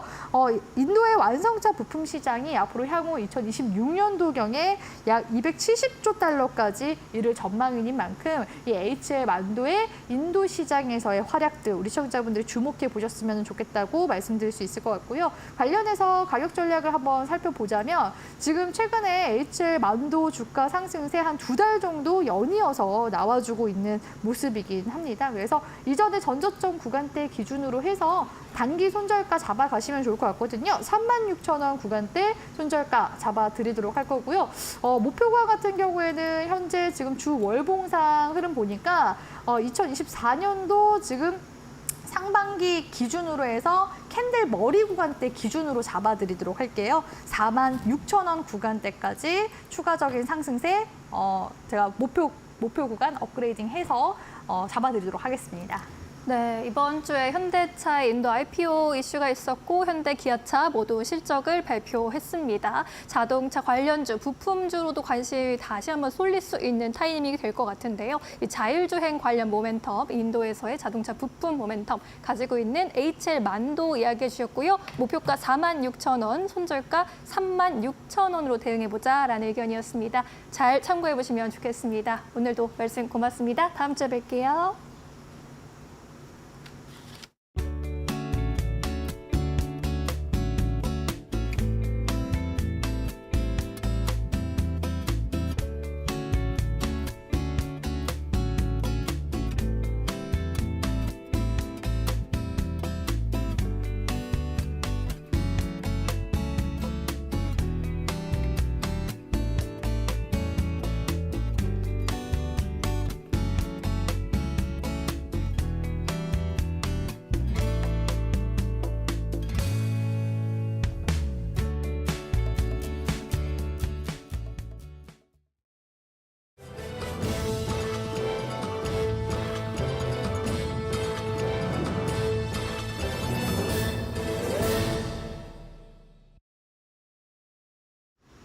계속해서 이데일리 TV 뉴스 전해드립니다. 최상목 부총리 겸 기획재정부 장관이 국내 총생산에 대해 연초보다 수출 위험성, 성장률 하방 위험이 커졌다고 진단했습니다. 최 부총리는 현지 시간 24일 미국에서 열린 주요 20개국 출장 기자단 간담회에서 3분기 성장률이 0.1%에 그친 것과 관련해 내수는 정부 예상대로 회복되고 있지만 수출 부분 증가율이 둔화됐다고 평가했습니다. 한국은행은 올해 3분기 GDP 성장률이 전분기 대비 0.1% 성장했다고 밝혔습니다. 이는 한은이 8월 예상한 0.5포인트보다 0.4%포인트 낮은 수준입니다. 최 부총리는 내년 경제정책 방향을 발표하는 연말에 연간 성장률 전망치 조정 가능성을 시사했습니다. 고 이건희 삼성 선대 회장의 4주기 추도식이 오늘 오전 경기 수원 선영에서 열렸습니다. 추도식에는 이재용 삼성전자 회장을 비롯해 홍라희 전 리움미술관장, 이부진 호텔신라 사장, 이서연 삼성물산 사장 등 유족들이 참석했습니다. 이들은 특별한 절차 없이 엄숙한 분위기 속에서 고인을 추모했습니다. 추모를 마친 뒤 이 회장과 사장단은 용인 삼성인력개발원으로 옮겨 오찬을 함께했습니다. 셀트리온이 약 1,000억 원 규모 자사주를 추가 매입합니다. 취득 수량은 총 53만 7,924주로 오는 28일부터 장내 매수를 통해 자사주를 취득할 계획입니다. 이는 올해 들어 네 번째 자사주 매입으로 셀트리온은 지난 3월과 4월, 6월에 각각 약 750억 원 이상 자사주를 매입한 바 있습니다. 이번 자사주 추가 매입으로 셀트리온은 올해 약 181만 600주, 규모로는 약 3,346억 원에 달하는 자사주를 취득하게 됐습니다.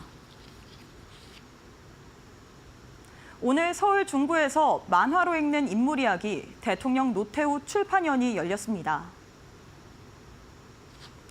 기념식에는 김종인 위원장, 문희상 전 국회의장 등 정계 원로들이 참석했습니다. 행사에는 5.18 민주화운동 상황실장이었던 박남선 씨 등이 인사말을 나눴습니다. 노태우 전 대통령 관련 서적 중 전기 형태로 출판되는 것은 이번이 처음입니다. 군인 출신인 노 전 대통령은 1988년부터 1993년까지 제13대 대통령으로 재임했고 지난 2021년 향년 88세로 서거했습니다. 지금까지 이데일리 TV 뉴스 전해드렸습니다. 네, 오늘 저희가 준비한 소식은 여기까지입니다. 오늘 시장도 참 어려웠습니다. SK 하이닉스가 그래도 20만 원대를 넘어서긴 했지만 여전히 실적 대비해서 크게 올라오지 못한 상황입니다. 앞으로 반도체와 관련해서 경기 선행지수라든지 경기 지표가 어떻게 나오는지를 여러분들 잘 확인해 보시는 게 중요해 보입니다. 네, 이렇게 전반적으로 시장이 약한데 다음 주 전망도 그리 좋지는 않은 것으로 나오고 있어서 조금 불안하긴 합니다. 그래도 꼼꼼하게 준비해 보신다면 연말 그리고 내년을 바라보면서 더 좋은 수익 가져가실 수 있을 것 같은데요. 날씨가 추워지고 있지만 여러분의 계좌는 따뜻하길 바라는 마음으로 저희는 다음 주 이 시간에 다시 인사드리도록 하겠습니다. 네, 시청해주신 여러분 모두 고맙습니다.